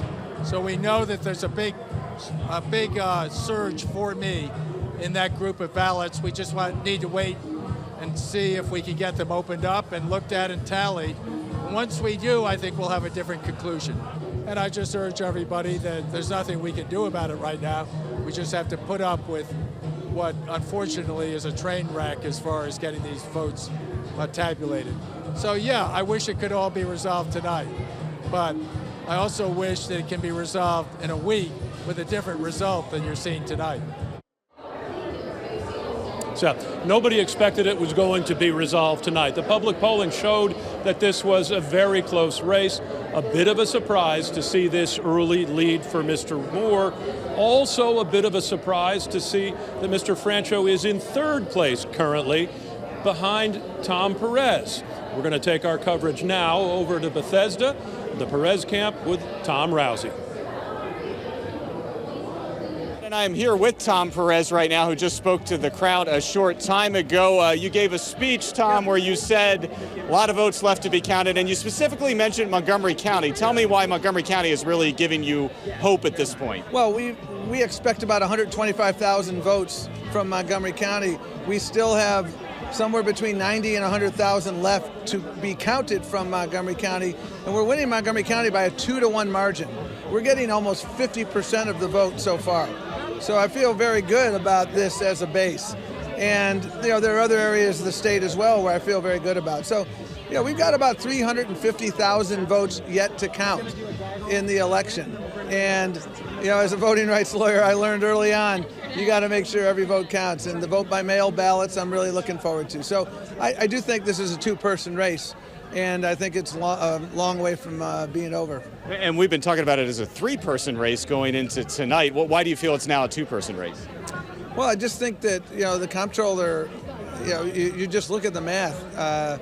He's coming in third in Montgomery County, which is a really big swath of votes. And so his margin is going to increase once more votes in Montgomery County are counted. He is also, I believe, in third place, or almost. He is not performing well in Prince George's County either. So those are two areas. That's 40% of the state vote in those two counties. So it's effectively an arithmetic exercise. And so I feel pretty confident with our team that this is indeed a two-person race. And why do you feel so many folks have voted for you so far? What was it about your record, your past, that made them make that decision? Well, they want a leader who can get stuff done. We need a governor who's going to be able to respond to all the crises of the moment, whether it's crime issues, the education issues. Our pandemic is not in the rearview mirror, as everybody knows. Helping alleviate the impact of inflation. Having a governor who can be a multitasker in chief, someone with a proven track record. That's why we were proud to get the endorsement of the Post and the Baltimore Sun and so many other folks. So I feel very good about where we're at. We got a long way to go here.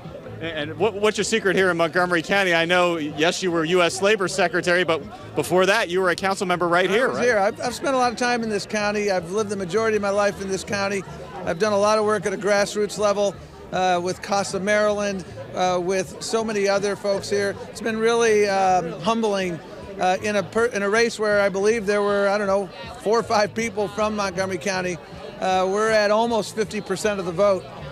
In a field with so many, Montgomery County residents. So it's been very humbling, and we're going to continue along this path. And I think those numbers, if anything, that margin is going to increase based on our understanding of the votes yet to be counted.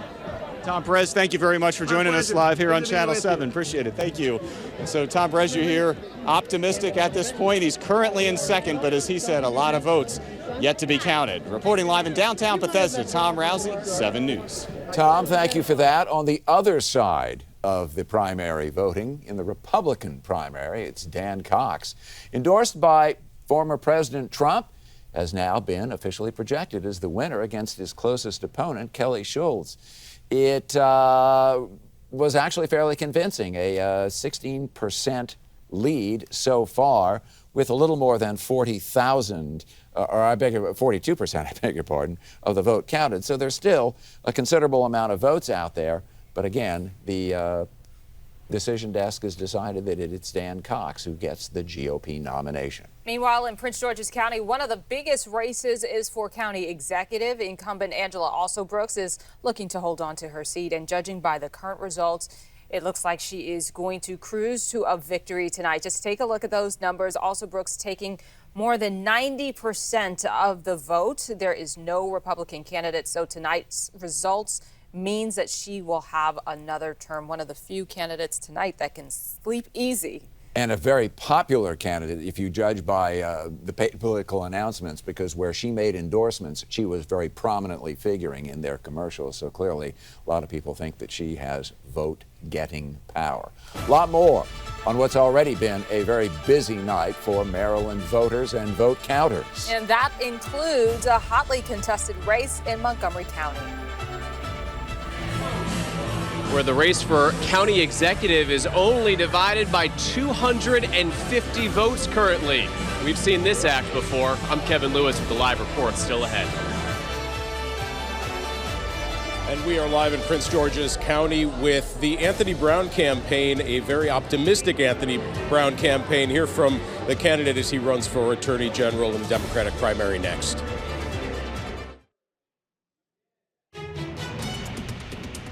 Second day of the heat wave, how long it is going to go, and how hot we're going to get coming up in just minutes. You're watching 7 News, on your side at 11. Tonight it truly is your voice, your vote, and maybe the closest of those votes is an interesting race we want to profile right now. in Montgomery County, there's a crowded field for county executive. In the Republican race, Reardon Sullivan holds a 30% lead over his opponent, Shelley Skolnick. Much closer contest, though, on the Democratic side. Businessman David Blair, has a 108 vote lead right now over incumbent Mark Elrich. 7 News' Kevin Lewis is live from the watch party for David Blair in Silver Spring. And Kevin, what did he have to say to his supporters tonight? Well, I think Blair and Elrich are both happy to see that they're very much still in the game here, but making no promises to their bases. We're at Silver Strings in downtown Silver Spring. This is a restaurant music venue. And I want to show you, if we can get a clear shot of Mark Elrich. He just was saddled up at the bar talking to some of his supporters. Now he's walking through Silver Strings. This is what makes Mark Elrich likable to his base. He is a man of the people, just sitting at the bar here, now walking out the door. But there are certainly people in this county that are not a fan of Elrich, and that is why David Blair is doing so well in this race. We were at his watch party also in Silver Spring at Denizens Brewing Company earlier in the evening. We have some video from that event. David Blair is more of a Democratic moderate, whereas Mark Elrich is more left of center. And right now, they are separated by, as you said, a little more than 100 votes. David Blair currently with 38.69%. Mark Elrich, 38.19%. Deja vu, because Blair lost to Elrich by only 77 votes in 2018. We demanded that 100% of our kids that are graduating high school be college or career ready. We dared them to create a sense of urgency about climate change and acting more quickly. We challenged them about our public safety. And we said you can actually improve policing and keep your residents safe. I write really long literature. But I gotta say, the reason why I write is because I think people want to know. They don't want to hear this nonsense. They hear from everybody's for health care. And everybody's for better school, and everybody wants no crime. How you do those things? Because of those mail-in ballots, we won't know the outcome of this race most likely until later in the week. We're live in downtown Silver Spring. I'm Kevin Lewis, 7 News. Kevin, you're right. It's a refrain we've been repeating all night long around here. Another contest, though, that we're watching is the race for state attorney general. And there will be a new face.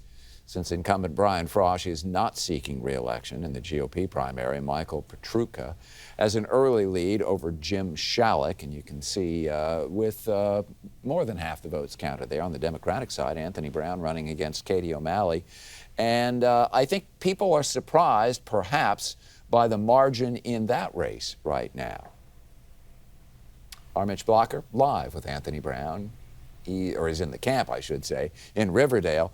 And Mitch, you talked to the candidate who was at first cautiously optimistic, now I think a little bit more optimistic. You can hear them cheering in the background right now. They are indeed optimistic here at Anthony Brown's watch party. You can see the congressman is with his team right now, looking at the votes as they come in, about a 60-40 split with what's come in so far between Anthony Brown and his Democratic opponent, Katie O'Malley. We just got some statements from both campaigns. Anthony Brown's campaign says, in part, we're pleased with the results so far and our sizable lead as votes continue to be counted. I'm confident that we will finish strong and win this race. His opponent from Baltimore, Katie O'Malley, says this has been an amazing campaign and I'm energized by all of my supporters and my family. I'm feeling good and cautiously optimistic that we're going to win this primary. Now, O'Malley and Brown have a fascinating history. Anthony Brown was lieutenant governor when O'Malley's husband was governor. They ran on the same ticket. You can hear every time we show the 60% to 40% Anthony Brown lead, you hear this room just erupt. It's been like this all night, the energy and the optimism here at the Anthony Brown campaign. That's the latest, though, from Prince George's County. I'm Mitch Blocker, 7 News. All right, Mitch, thank you. Well, it's a good thing the weather department is pretty quiet because a lot of news and election results to cover tonight. You came through for us, Bill. Perfect weather for a vote.